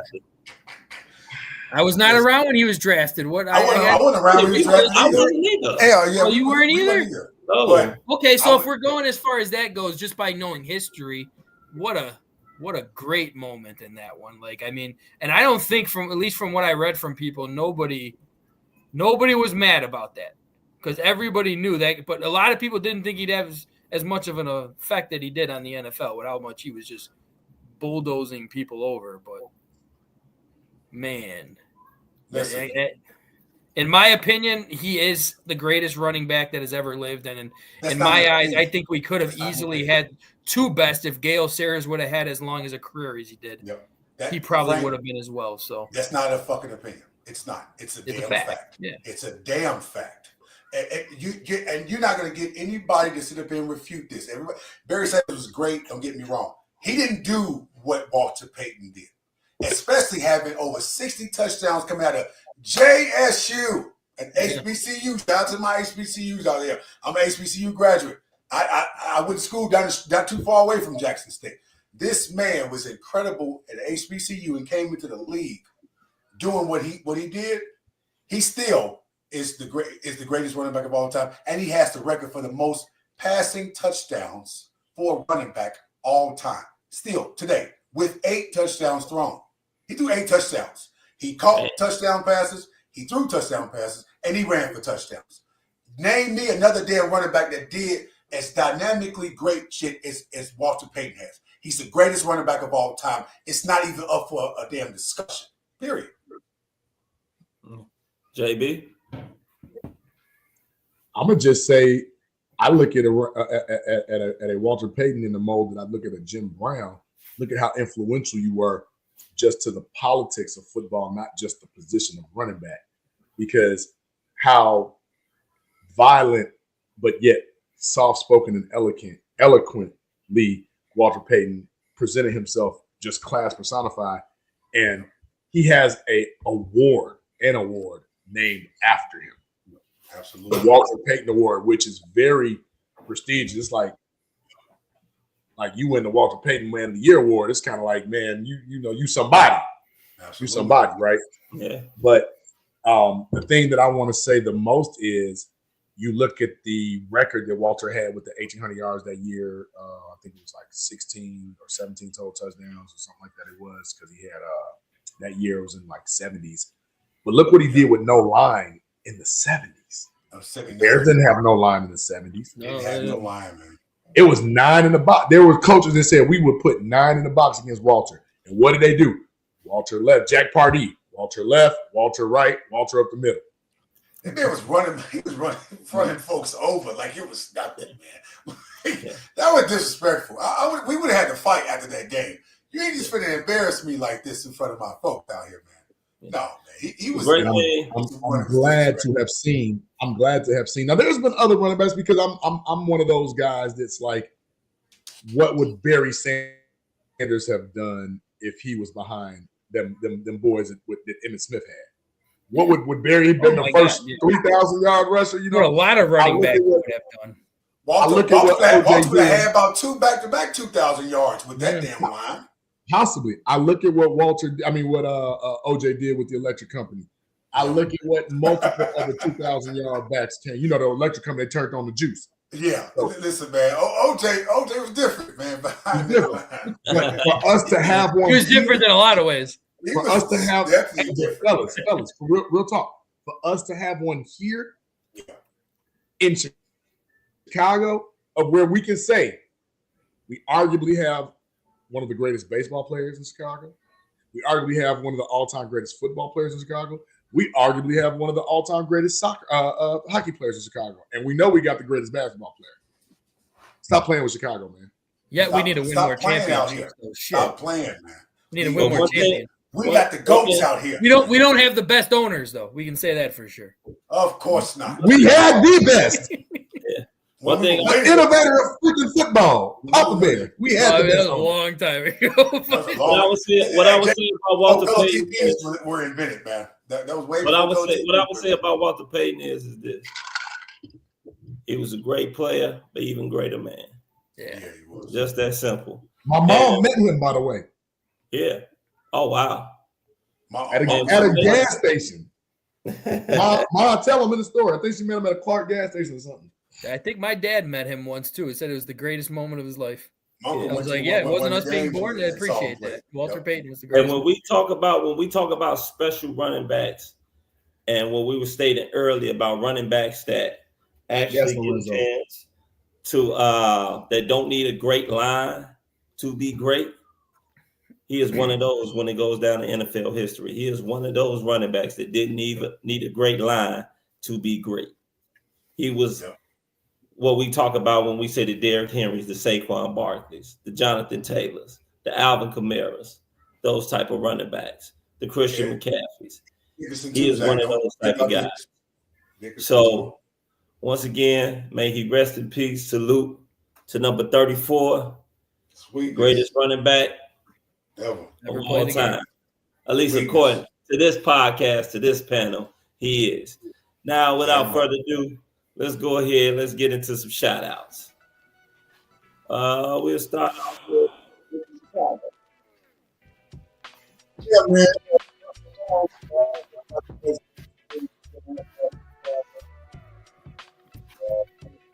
So it definitely brings perspective, especially knowing that now our Chicago Bears are finally looking like they have some damn sense and going after quality coaches to bring out the most talent in the players that we have. So I'm definitely appreciative of the optimism in the direction that we're headed towards. And I'm really looking forward to seeing all this coming to fruition. And oh my bad, hold on. Not only that, I'm looking forward to seeing that sophomore year in Caleb. Looking forward to seeing him take several steps forward with this play caller, this dynamic play caller that has been the most sought after candidate the last 3 years. The fact that he wanted to come in and we wanted him there equally. That was a mutual relationship that just formed right there. So good to know, man. Yeah, so hopefully we're able to take this thing, man, and actually be formidable in the NFL and get back to being the team that you see on your schedule and you got to be like, oh, damn, we got to play them. Shit. We got to bring our A game because, again, man, this Chicago, this ain't no small-ass town out here. This is the city of all cities. So us getting back to being that respected around the league, I'm looking forward to it. And, definitely looking forward to seeing who we get in free agency in the draft, too. I know a lot of us are looking for those players in the trenches, but let's hope we get the right guys in here, man, so we can really make some damn noise out here, man. So shout out to the Bears, shout out to the city of Chicago as always. Chicago against the damn world. I had a shirt that said Chicago over everything. It's just that simple, man. Ain't no other way around that, man. So, yes, sir. Frank the Tank. All right, before I even get into my shout outs, I'll address the chat with Andrea, who just posted that her dad passed away. Oh, sorry. It's the anniversary. Awful news. Condolences to both you and your family. I am very sorry to hear that, and may he rest in peace. Yeah. Other than that, my usual shout outs to all you guys. Tuesday nights is always fun, always a blessing. It was nice to see both JB, Fallon, Terrence, and a lot of our fans who came out Saturday for that little brunch too, which was really cool. I wish JB would have been on here and he could have posted some of those pictures, but maybe next week. He left us hanging. Way to go, Terrence. But other than that, I do have one more shout out, and he actually had me promise him that I would show something. I want to give my 8-year-old son his little shout out. He had his jiu-jitsu tournament this past weekend. He went 4-1 against 10 kids, and he took third place. And it was a crappy loss that he had because I called BS on it because it should not have been called. They called it via submission of an armbar, but my son still had his arm, so you can't armbar somebody if he's still holding his arm. Exactly. But I'm not yelling at the ref when it comes down to that because it was the one thing with this tournament. It was very, very soft. They were consistent at calling that crap the entire tournament, which was very annoying. But I still want to give him his shout out, and I did make him a quick little minute-long highlight tape that I promised him I would show it. So hit me with that, Commish.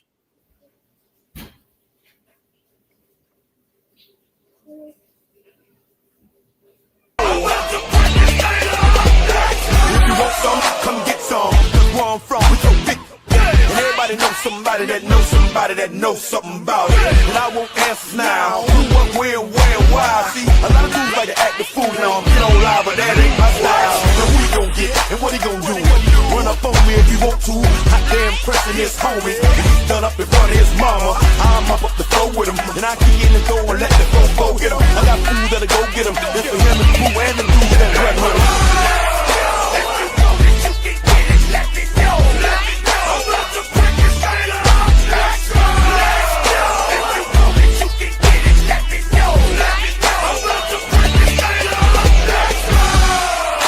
For the murderers and the killers and the thugsters that be fucking up the ballers and the dealers. So I did have a little talk about his little showboat at the end of that last match, which was the third place medal match where he did his little flexing of the muscles. But that kid, I guess, was the first kid he ever went up against in a tournament. And he beat him, and that kid was showboating him, and the kid was kind of punching him and kind of treating him like it was his first tournament.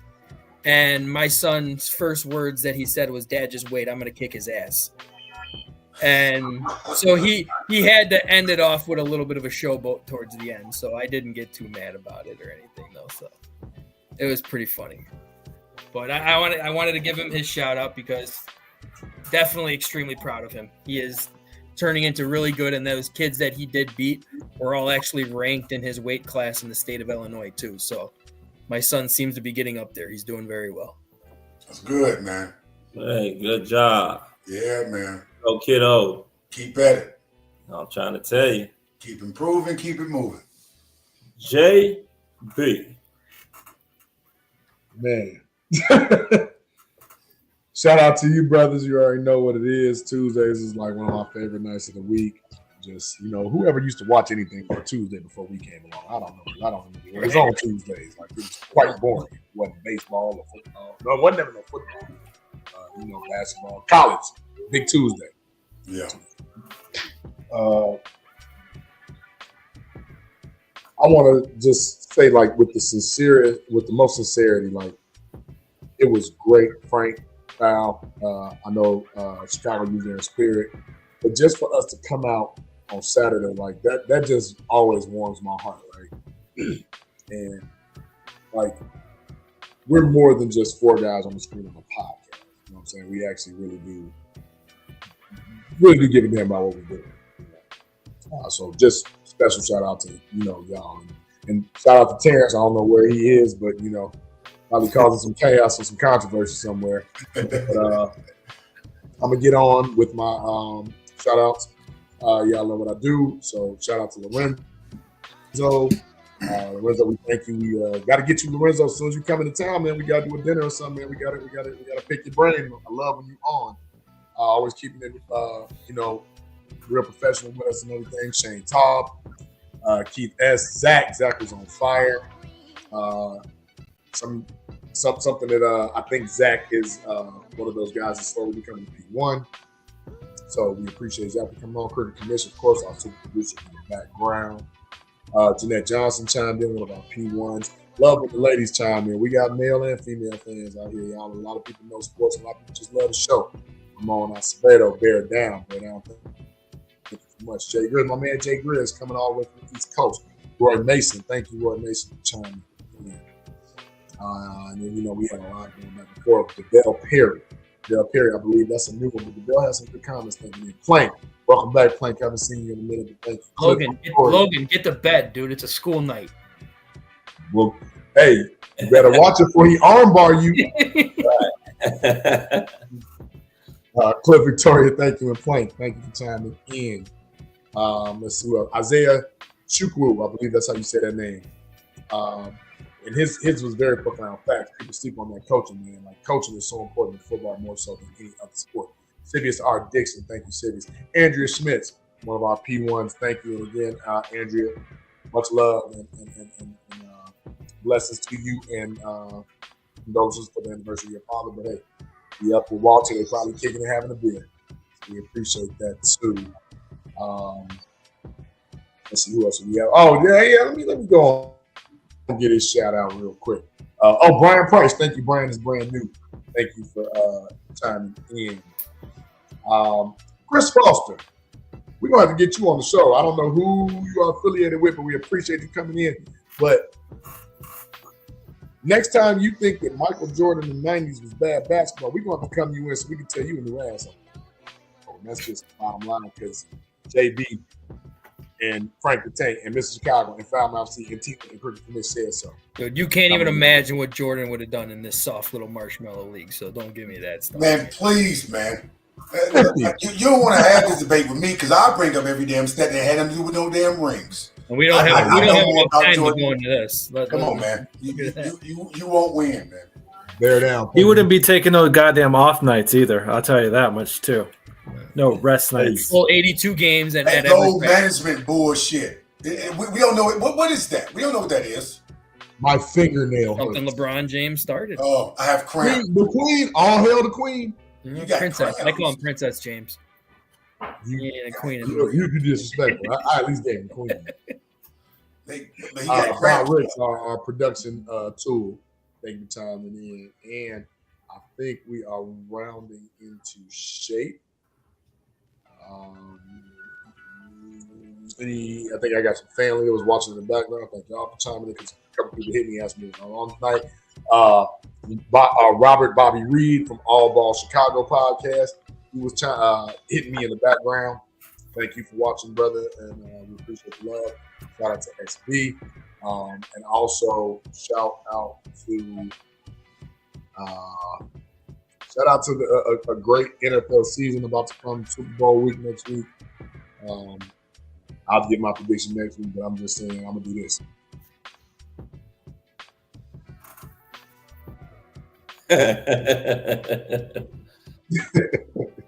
But shout out to that. Trey Smart, thank you. Join super teams for these players win. Yeah, you already know, Trey. That's what's up. And at the very stop. You right, Mom.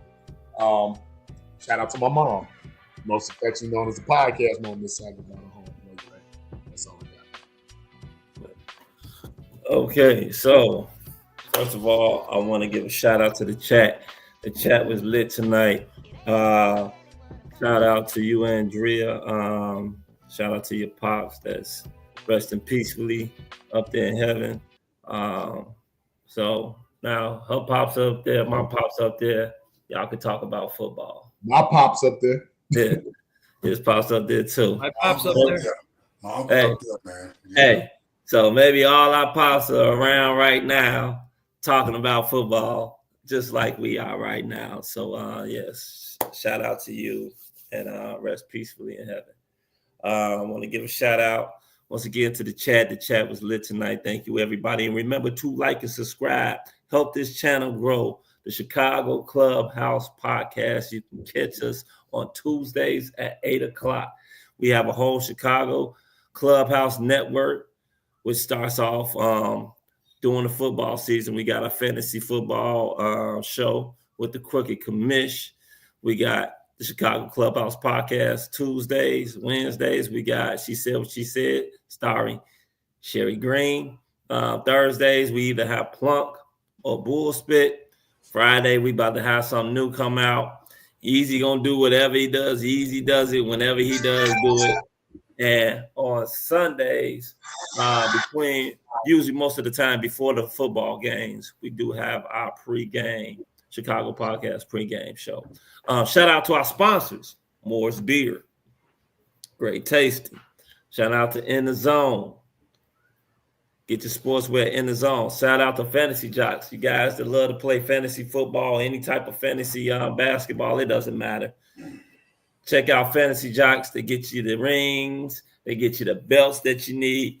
So when you need your championship material, get it from Fantasy Jocks. Shout out to Hugh Nightclub. Also, shout out to Visions. But you got to have vision. damn sure gotta have vision. Gotta have it. Shout out to you, brothers. Mr. Chicago, Frank the Tank, JB, the super producer in the back, the quirky commission. Shout out to our boy Crazy Ace that was commenting in the chat tonight. He's probably asleep because I know it's somewhere. It's probably nighttime over there or morning time. Shit, who knows in fucking Korea? I don't know shit. I don't know what time zone they in. Shout out to him. Shout out to T-Nick. He's somewhere, I don't know, doing God knows what. Shout out to the kiddies. They should be asleep. Shout out to my baby boy who was on with us briefly till his big sister came and got him. Shout out to my fiance for putting up with me and our loud asses at night when she got to go to work in the morning. And shout out to all Chicago sports teams, even though y'all been looking like shit. We still love you. Always will. No shout out to you owners though, because y'all some fuck up. Yeah. Been causing us headaches for fucking and heartaches for fucking decades. So no shout out. Oh shit! The Bulls did beat the Nuggets, so They did. Oh, and shout out to the great Walter Payton, 50 years ago. Walt. One more. Frank, isn't it Amber's birthday today? Oh, damn. Yep. I gave her a nice little shout out in the chat. Got to give that shout out Amber Edinger. Shout out to Edinger's wife, always one of our P1s. She can never really make it live, but she always watches it. So got to give her a shout out. Oh, Blackhawks won. Shout out to them. Ooh, Lightning too. That's another Stanley Cup team. They can beat good teams, but can't beat anybody above average or shit. So yeah. Well, so I think the Bulls too, actually. For Mr. Chicago, JB Frank the Tank, the super producer in the back, the quirky commish, T Nick on 5 Mile C, and guess what, people? We out. You got to decide whether you're a wolf or a sheep. Chicago against the world. This has been a Chicago Clubhouse Network production. Good night, Saskatchewan.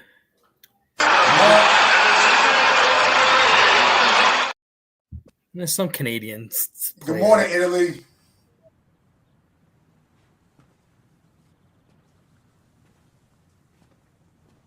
You're still here. It's over. Go home.